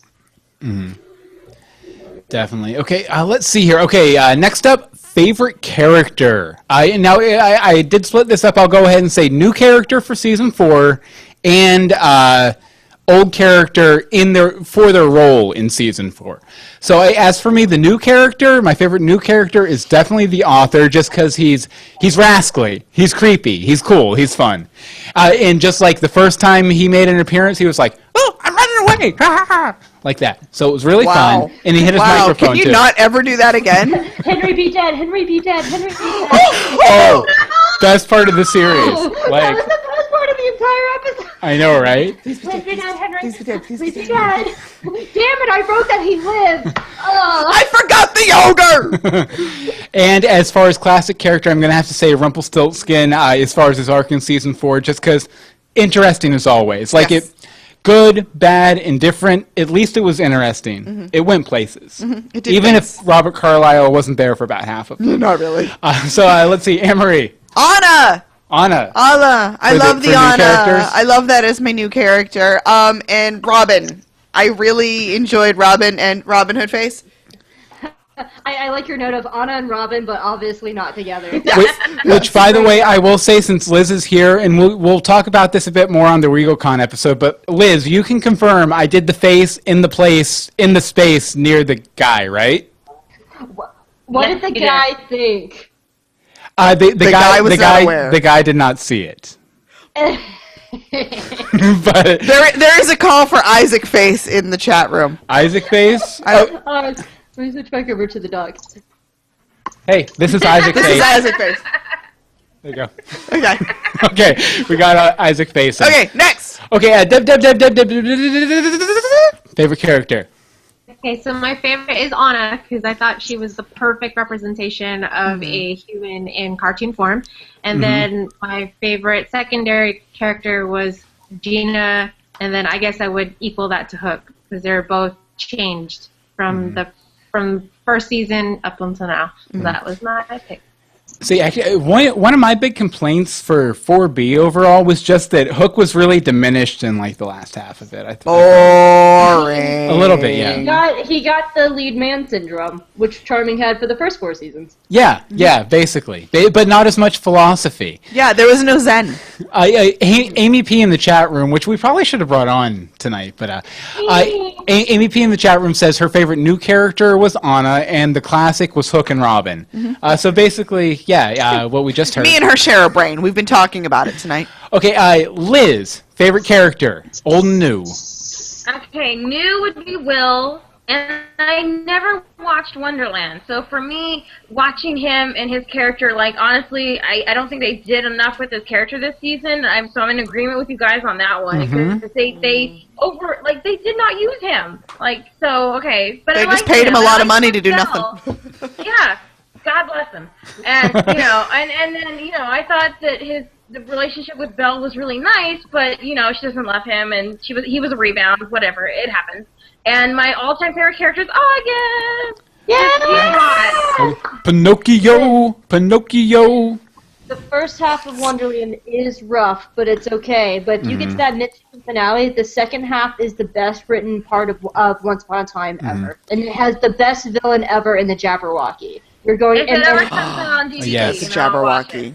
And then the Anastasia has a better redemption story than Rumple and Regina put together. And they do it in a shorter amount of time. Red Queen Redemption. Red Queen Redemption. Yeah, like seriously, I have the entire series of my computer. Write me and I'll send it to you. Shh. Yes. No discussing secretly sending things on the stream, Hope. Hope! Favorite character. Well, classic characters is still Jefferson and Whale, which yeah. Naturally, yeah. We weren't asking that of you. We know of it. Other than them. That's why I like Will Scarlet so much, because he's that neutral character. There's not a lot of neutral characters, and that's what I always liked about Jefferson and Whale. They weren't good or evil. They were just like caught in the middle, and Will has always been that anti-hero neutral character. And he carried the show for me through 4A to get to 4B before they threw him away. And I gotta say my honorable mentions are Corel and Anna. Like, as much as I hated on Frozen, I loved Anna so much. And Cruella was just the best villain that came out of this half season. Oh yeah, definitely. I think everyone agrees across the board that the actress who played Anna did a fantastic job. I really think the Elsa was good too, but Anna just hit that. They didn't give Elsa enough to do outside of just acting like the character, like she was on Disney on Ice or something like that. Yeah, I wanted to see Elsa have that Anna and Rumpelstiltskin moment where she got to do that with somebody else. Bobby, favorite characters? For this season, I will say new character. It's a toss-up between Anna and Cruella, and then overall, I'd say Regina. Fair enough. Nice. Let's see. Out of all the characters on the show who haven't been romantically involved with Regina, if you could pick any other character on the show to be romantically involved with Regina, which character would you pick?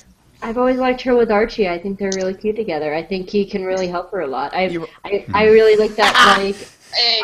I've seen a lot of posts about it, and I also just really want Archie to have somebody because Archie is the best character. I wanted to see evil Archie all the time. They turn the character evil. We all want Archie to be happy, but to be fair, I did ask the question to Bobby.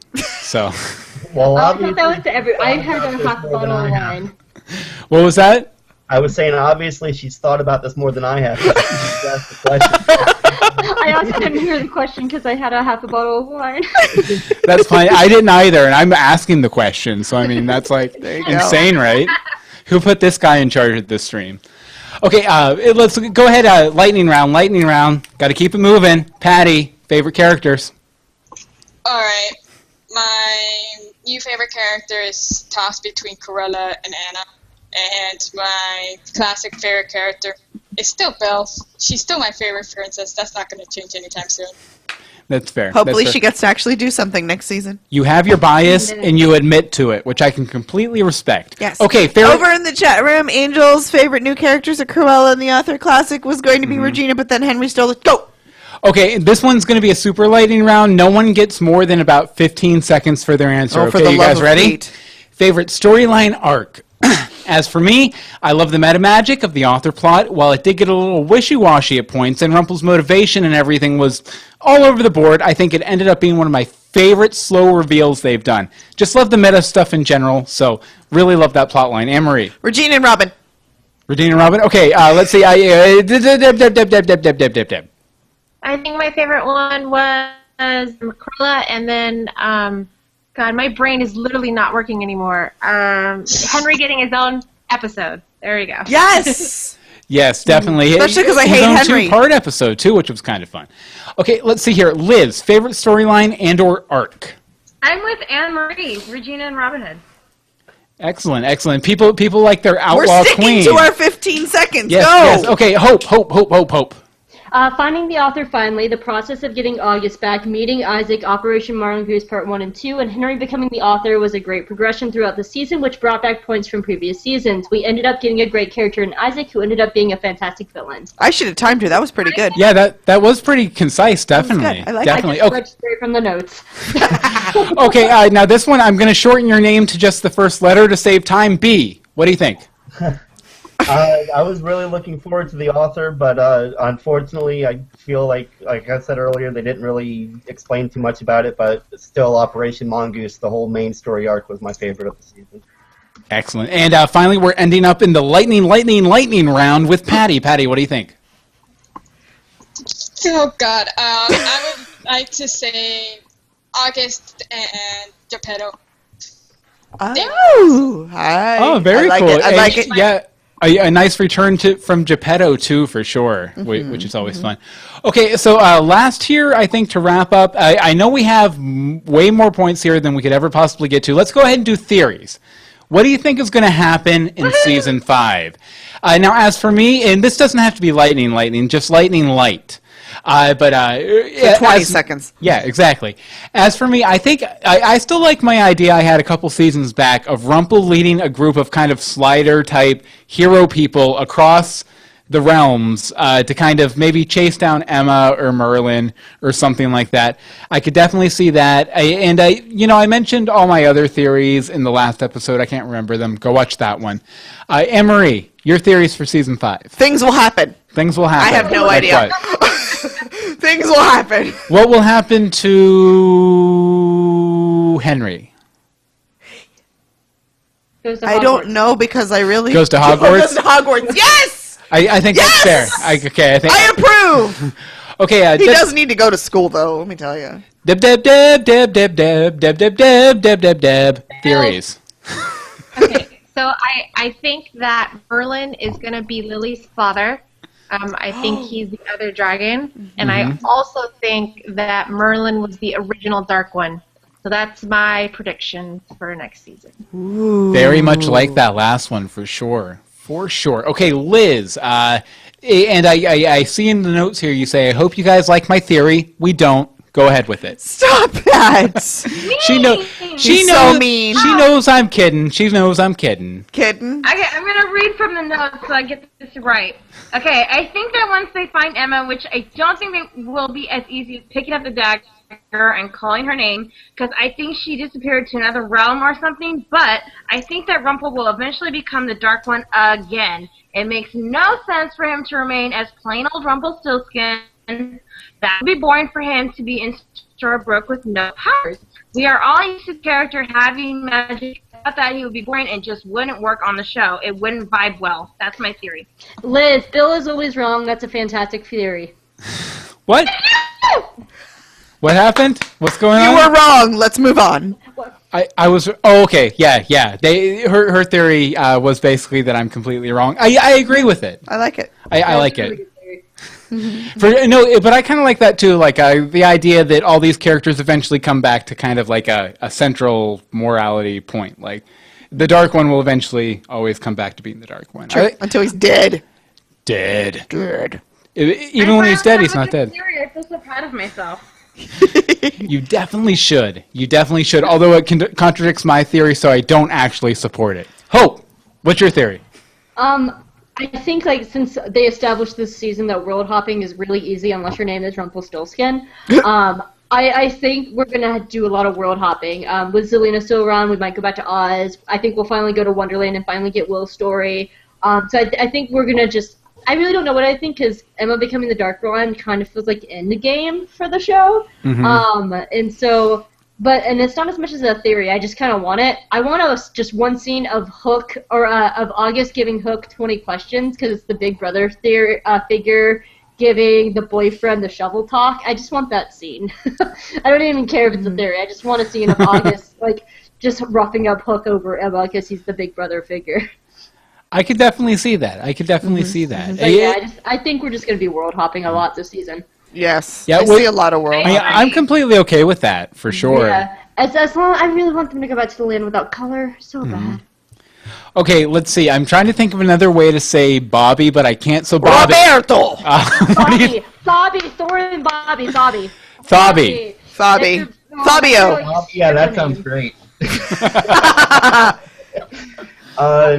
I'm hoping that we'll finally get to more backgrounds on the origins of the Dark One and the author and the apprentice, and maybe we'll learn that Belle's mom was the author before Walt was.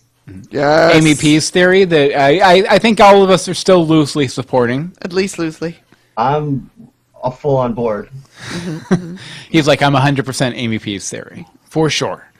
Okay, let's see here. Patty, theories, season 5. What do you think? Boy, several. What was that? Several. Okay. Hades will First one. Hades will somehow come to the show. He's the only big Disney villain who hasn't showed up. I just want Hades. If Poseidon exists, Hades exists. There is no question here. Would you like to see him played by James Wood? He hasn't had much of a movie career lately. Yes. Maybe he could... Yes, fine. James Wood, I don't care. It has to be Hades. Somebody who can play Hades. He's my favorite Disney villain. Nice. He's mine too! He also... I also have another theory. Rumple will adopt Saltine the dog from Disney's Beauty and the Beast. Yes, he does have a dog. The dog has transformed into, I'm not sure what kind of dog, but it's still a dog. That could be fun. Rumple's best friend. I like it. Yes, somebody who would like Rumple despite everything. A good friend. That is a friend. Oh, and here's... I know that Liz says that Rumple's going to be born. I disagree. I think it's probably going to be a lot more interesting knowing he doesn't have the powers. My personal hope is the fact that he'll lose all of his memories. Every last one is up for the past 300 years. We don't even know if Rumple is still alive or is going to When live. he wakes He's up, just frozen. He's in one of those classic contract negotiation comas. Yes. Where they're trying to figure out what to do with them. He's like, I might come back. The only reason I mentioned he's losing all of his memories is because sometimes with demon possessions that I've heard that they do lose all their memories, so they have no idea what the hell happened or what they've done. So imagine the entire town against him. He's actually owns half the town and he doesn't even remember any of it. Or he just remembers back. He just remembers back to the Ogre Wars. Like all I know is that my wife's Mila and I have a limp. You know, that sort of thing. Exactly. It's gonna be very interesting to see him navigate through that, and hopefully they do it well. Okay. Two more. Neverland Pirates are the owners of Storybrooke Casino. Or they were killed the Neverland Pirates. Or they were killed off by Hook and his pirates in a mass murder. Oh my! I like it. What? Yes, I'm a very cruel. I'm cruel to rebellers, which I am one. But I can also. That's probably the only thing I could think of. That's why they're not around. Oh, my last theory. Mushu's the Lily's dad. Mushu. And Chimel. Chang. I actually think that the Nutty Professor is Lily's dad. Flubber? Vampire in Brooklyn is Lily's dad. That's my theory. Professor. Fuck Let's see here. Okay, let's see. So I guess we should go ahead and wrap up here. What I'm going to do... Oh, but the last one's the best. The last one is the best, but we're already over 2 hours, which I think makes this actually our longest podcast ever. High five, Anne-Marie. High five. Oh, high five. We missed. There we go. What There we if go. do like a 10-second Wasn't last week's episode 2 hours and 14 minutes? What was that? Oh, was 100th episode 2 hours and 14 minutes? Probably. So we're not there yet. No, last week's the finale episode, it was 2 hours and 14 minutes. No Was it kidding. really? So we have time to kill. I guess we might as well go ahead and do the last point then. You know what? All right, let's do it. You guys have convinced us. Let's go. And you guys are gonna be around much summer, so this will be nice. Oh, we'll be around. Yeah. I feel all bad. summer to listen to this. I do feel bad for Deb though. I know, Because it's probably like she's- 5 o'clock in the morning there or something. I hope I'm you gonna get. say my point, and I'm gonna peace out. So That's a good idea. So, Let her go first. Okay, so we'll say goodbye to Deb and then we'll finish up with it. Or do you want to do this last point? Yeah, let's do the last point, and then I'm gonna go to bed. Fair enough. Fair enough. Okay, let's see here. Gun to your head. I think it's going down. I can't believe it's happening in my own town. If I had wings, I would fly. She's tired. Okay, sorry about that. I'll get out of regulate. Let's get critical. What's one thing the show could improve on? What's one thing you would like to correct about Once Upon a Time? For me, well, of course. No, you're not going first. Deb is going first. Oh, Deb is going first. Sorry. Deb. Deb. What we could do is, for the characters that we haven't seen all 4 seasons, they need to do better backstories and give us more information, where they came from, what drives them, who they are, and why they are who they are. Like, that small little episode of DeVille was awesome because it told us how she was. We don't get that for a lot of characters, so I'm hoping to see that in the next season to give us more of an idea of who these people are. Like and that. I had a great time. I had a blast. Thank you so much for having me on. But it's 4:30 and I'm going to bed. Bye. Good night. Thank you so much. Great having you on. We'll have you on again solo sometime. We'll blow off the doors off. It'll be fun. Have fun in Germany. Thank you. Good night. Goodbye. Guten Tag. Okay. And as for me, critical, first of all, no more Frozen. Let's not do that. No more Frozen, please. You're the one who said you wouldn't mind if they came back. But no more Frozen that literally. Okay, that's fair. I would like to see maybe Elsa come by and go for a girls' night out, or Anna come by and maybe, I don't know, teach Will how to talk to Kristoff or something. I don't know. That'd be fun.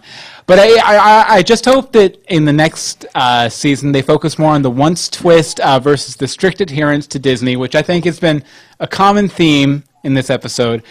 For sure. Actually, you know, there were certain points in 4A where it almost killed the show for me, where I was we pushed through. We were seriously like a week away from being like, okay, we're probably not going to do the show anymore. We'll do some commentaries for season 1, but it's getting a little much. But then it came back around. And then it got really good. So just don't do that again. Yeah, we'll be just fine. don't do that again. Emery, stop rushing the good plots and taking forever on the sucky ones. Mm-hmm. I mean, really, what else do I have to say about that? I think that's going to be pretty common here, too. That's pretty good there. Just okay. Stop rushing the good stuff. See, Liz, what do you think? What could they improve on? See, I didn't really have much of an opinion on this one, so I stole my boyfriend's opinion, and he was like, you know, he wants more storylines, more characters in the show. You know, the old characters that was from season 1, and some new characters. He wants to see Roger Rabbit, so. I could definitely see I could see Roger fitting within the context of the show. I don't know if I could see Roger fitting within the budget of the show. Like, I don't know if they'd have quite enough money to. What was that? Both two people were talking at once. Hope, go first. I was going to say, unless they go to Wonderland, because we have the White Rabbit in that one. That's very true. And Patty, what were you saying? I think it's going to be a pain in the butt, considering it was a pain in the butt making Roger Rabbit, getting Daffy Duck. Oh yeah, all the rights and everything. I think that's the whole reason why Roger Rabbit is so good, because this is the only time where we get to see them interact. We get to see Daffy Duck with Donald Duck. We get to see Bugs Bunny going off with Mickey Mouse, we get to see all these old cartoons coming together into one place, and it was a pain. The legal, oh my god, the legal. Just go on YouTube and watch them just making of it. It's great. Yeah. I can only imagine the pain that they must have gone through just to make it. Oh yeah, all those contracts and everything for sure. Yeah, that's why I don't think it's gonna come. The main character didn't even act with anything. He acted with sticks and balls. It's great. The making of it is great. Nice. Okay, so let's see. Hope. Do you have any critical thoughts? No, we can probably just move past you, right? What I promise. I would just love for them to go back to full season formats again. That way we can focus on those plots, those bad plots, those good plots, and everything, and we can have better plot developments. To me, the half-season format only ever worked for Neverland. And I would just love to see our minor characters go back. I hate not looking in the background and seeing Ruby and Archie and Lale and everybody, and Granny and the dwarves. I miss those relationships of those minor characters. I don't think Ruby Snow would be as cray without Ruby there, because Ruby was her best friend, and that she was the one that kept Snow grounded for the most part anyway. And so I want them to go back to a full season format and to bring back the minor characters, because that ensemble was what made me love the show. Yeah, I would definitely like to see for season 5 just a situation where, most of our main characters, our main players are off realm jumping, and then we have the smaller characters and Maleficent back in Storybrooke or something. When the cat's away, the mice will play.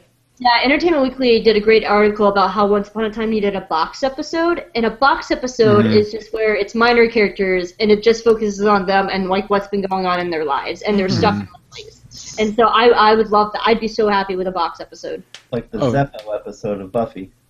Exactly. Yeah. Exactly. Just one room, a bunch of characters kind of bouncing off each other. Maybe they need a town dance. Okay, I guess let's see here. Bobby, what do you think they once could improve on for season 5? Just imagine Henry's prom. Yes! I want literary characters and locales from genres other than fantasy. Yes. Other than Disney. Yes. And then I just want more structure to the show. I want them to stop meandering and setting up plot points and rules just to totally negate them or contradict them the next week. Yes. Yeah, I think definitely, and I think a lot of our criticisms touch on this. I think in a lot of ways the show has become so much about the show that it's not about characters or drama or anything anymore. And that's something I definitely like to see them kind of back away from. Because, I mean, as much as I love the meta plot lines and everything, it's really sort of a running commentary on the fandom. And while that's fun and that's great to do, and it was a really fun episode, Operation Mongoose Part 1 and 2, really fun episode, I'd really like to see them kind of focus back in on the characters and the core kind of where they're going with all this, too. Right. I think would be a lot of fun. Season 1 is still the tightest season because it has the most solid rules also. Yeah, and it has a very clear beginning and ending, too, which the other seasons have been kind of a little not because they've been half seasons. Yeah. Yeah. Okay, let's see. We'll wrap up with Patty. Criticisms. I just want to know the backstory of the ogres. I mean... Why are there so many wars? No, I mean, you have a race of this race that you've been fighting for 300 years. I cannot believe that they're just a bunch of dumb monsters. That's too boring. What's their backstory? That's the only one. And the clerics. I would like to know the clerics thing too, but... So you want a big volume, 7-volume version, the history of the Ogre Wars, more or less. That's what you'd like to see. For a comic version, I'll go down to a fan fiction. I agree. I really like the comics. I would love to see more of the Once Upon a Time could easily be a monthly comic to help fill in all the minor character backstories and stuff. I would actually really enjoy that, especially since I work in a comic shop and I could get them half off. Yeah, Once Upon a Time is one of those shows. There's a program that Kindle has out right now called Kindle Worlds, where basically they allow people to write professional fan fiction in certain universes, like they have Veronica Mars And The World of H.P. Lovecraft is another one. But it's official fan fiction, and the authors kind of split the revenue with the people who hold the rights. I think Once Upon a Time would be a great property to open up to Kindle Worlds after the series wraps up. Because one, you have a defined like canon there, and there's so many directions you could go off in it too. Like I would just absolutely love to see that. But you need some water? No, that's fine. I'm just going to talk with a hoarse voice for the rest of the episode. No, but and this is something I figure we should probably go ahead and get wrapping up here. So I'm going to go through, and we're all going to say our goodbyes and everything. But I want you guys to answer one question as we go, and this was proposed by Hope. Do you think Season 5 will be the last season of Once Upon a Time? And we'll start with Bobby. Bobby, do you think Season 5 will be the last, and then your Twitter and all that kind of stuff? I can certainly see why everyone is saying that, with Emma being the Dark One. 5 seasons is more than, honestly, I thought this show would go. But I don't know. Probably, but it's hard to say, let's see if the ratings hold up. Okay, let's see here. And where can people find you? Exactly. Oh, I'm sorry. At Inevitable Hawk, HAWKE, and then every week in your guys' chat and whatnot. And every episode of every podcast we do, you're usually the first feedback. So just scan in about 40 minutes, you'll hear Bobby. Yep, sure. We'll say, take it away! Okay, let's see here. Liz, do you think Season 5 will be the last? And where can people find you, but you don't have Twitter? You can find me on Facebook, Elizabeth Placencia, because, Phil Meeks needs to learn how to pronounce it correctly. And I am on Facebook, and honestly, since the pilot, I've always thought this show would only go 5 seasons. Now, it would be great if it went more, but my gut has always said that it'd be 5 seasons. Fair enough. Fair enough. Okay, let's see here. Hope, Season 5, last or no, and where can people find you? I think Season 5 is going to be the last good season. They're going to squeeze out a crappy Season 6 for money. But that being said, Frozen brought in a lot of new viewers, so they could go to Season 7. Lost did 6 seasons, I think. So I think they have one more good season, one crappy season following. You can find me at Hope Molinax. I also write for What the Fangirl, and my website's down right now. But when it comes back up, it'll be geekygirlexperience.com, because we had a massive server crash. We'll have to rebuild from scratch. Those are never good. I had one of those one time, and then I set up like 60 million auto backups, so it would never happen again. You have that happen once, you're like, okay, I'm going to protect myself now. It was actually a power surge, and it literally fried the server. Oh, jeez, that's no good. Yeah, so we're rebuilding from scratch. So Geeky Girl Experience will come back. Until then, you can find me at What the Fangirl. Excellent. Okay, Patty, Season 5, yes or no, and where can people find you online? All right. I think that it will still be going on. I don't think this is the end of the show or for next season. I think there's so many possibilities they could do. If after the Dark One, Camelot, they could always just do Lilo and Stitch. And I think that would be... I think there's so many possibilities that to me it seems to think that's the end. No, I think they could still go on for several seasons if they wanted to, but it all depends on them, not us. So, fair enough. And if you really want to find me, besides the weekly chats like Bobby mentioned, you could go on my Twitter, which is at Sage_of_Earth. Sage of Earth, with underscores in between all those words and everything. So what do you think? Well, I was just going to say that Stephanie in the chat room says 6 seasons, and the Angel says as long as it doesn't stretch out to like 10, 11 seasons, I'm probably okay. As for Amy me, says it would be okay with 10, but anything longer would be too much. Yeah. Maybe like Supernatural. Oh, it's never going to end. It all depends on where they go next season. If they go like world jumping, I could see it going a couple extra seasons. But I think like Emma becoming the Dark One, the Savior becoming the Dark One, that feels like an Act 3 sort of storyline. Like, for the overall story, that feels like Act 3 kind of coming into the last round around the bend before you cross the finish line. So, yeah, I don't think that, I don't necessarily wish for it to be an end. I think it's probably an end. What do you think, Anne-Marie?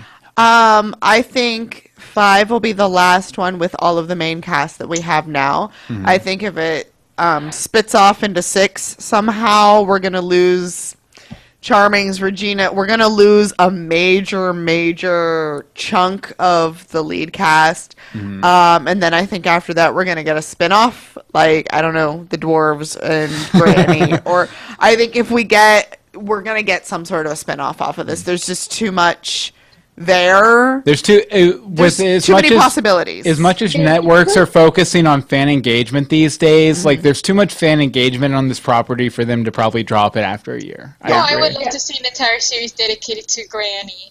Exactly. I mean, they could easily do what they did with Being Human. Like, with Being Human, they had 3 seasons with the main cast. In season 4, they introduced the new cast, and then when the old cast left, that new cast that was introduced, which included Mr. Sokka, went on to go on for another 3 seasons. Just kind of stack it up, or what's the other, Skins, the other BBC series that kind of does that, like, or Misfits, that rotated cast in and out. I see something like that happening. I could see it happening like that. I just realized, though, we didn't give our, where can people find you? Where can people find you, Anne-Marie? You can find me on Twitter at AMDSimone.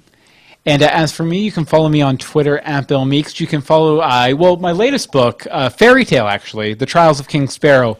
bit.ly/King Sparrow just came out with the audiobook this week.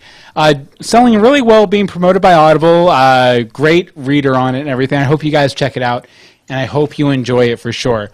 Okay, so let's see here. Before we exit, any other last words from our panel? I'm just going to open it up, let you guys say anything you want. Just because we are officially quiet. And we are officially at the longest episode ever, by the way. So. I really hope backwards. Well, Granny Squad. Granny Squad? That's the title of Granny's series, Granny Squad. With all the grannies from Disney coming together. I have no idea. That's a Yeah, bring back the minor characters in the ensemble. Amen. Get rid of the half-the-season format. Granny Squad. Granny Squad. All right. Well, I guess, you know what, guys? I think you guys are can all have to mute yourself, because I think it's about time to play the theme song. All right, fine. To wrap up this... Bye, everybody! Yeah. Say goodbye to our panel. Bye, everybody! And you guys need to dance, too, while we play our theme song, because we're out for now until next Monday when we do the RegalCon episode, which we mentioned earlier. Yeah, we'll be doing that. So, join us... Until... We'll be back with more greetings from Storybrooke. Greetings from Storybrooke. Bye. Greetings.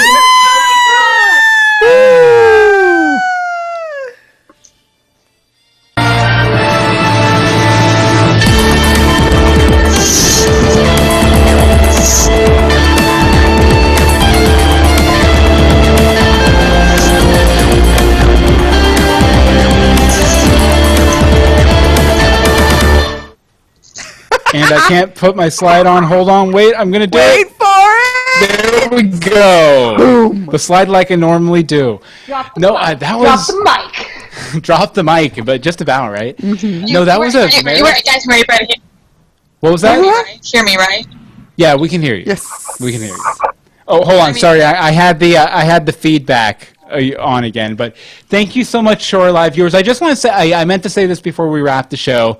Thank you guys so much for joining us for the past year. Yes, seriously. Doing these live streams in the chat and on the stream and everything else. It's been very rewarding personally for us, and we just want to thank you for egging us on and giving us the support to do it and everything. But, poking us until we do what we're supposed to do. Bill and Marie, can I just Yo. for helping me meet these fantastic people like Elizabeth and Bobby and Sage and like all you guys. We wouldn't be together if not for you guys, and Angel in the chat and Amy P and everybody.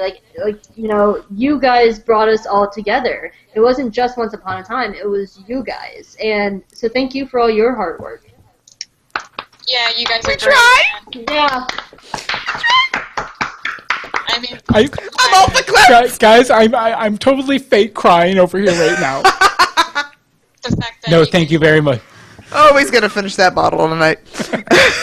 No, thank you so much, Hope. I think it's so great too that we've been able to build it like this. We have a community. Yeah, it's like you know the people who are here every week. They aren't plentiful, but they're passionate, and I love that. And passion breeds plentiful. Honestly, and I'm just so glad that there are people so engaged and so willing to come here week after week and listen to our foolishness. Seriously. But you know what? I think we're going to talk about the people in the chat room and talk about how much they suck and everything. Stop. I'm going to go ahead and hit stop broadcast, but thank you guys again so much for joining us. Thank you And we're going guys. to talk about you in about 5 seconds. Tomorrow night, Harry Potter. Harry Be Potter, here. 8:30 p.m. EST. Oh, I won't have to work tomorrow.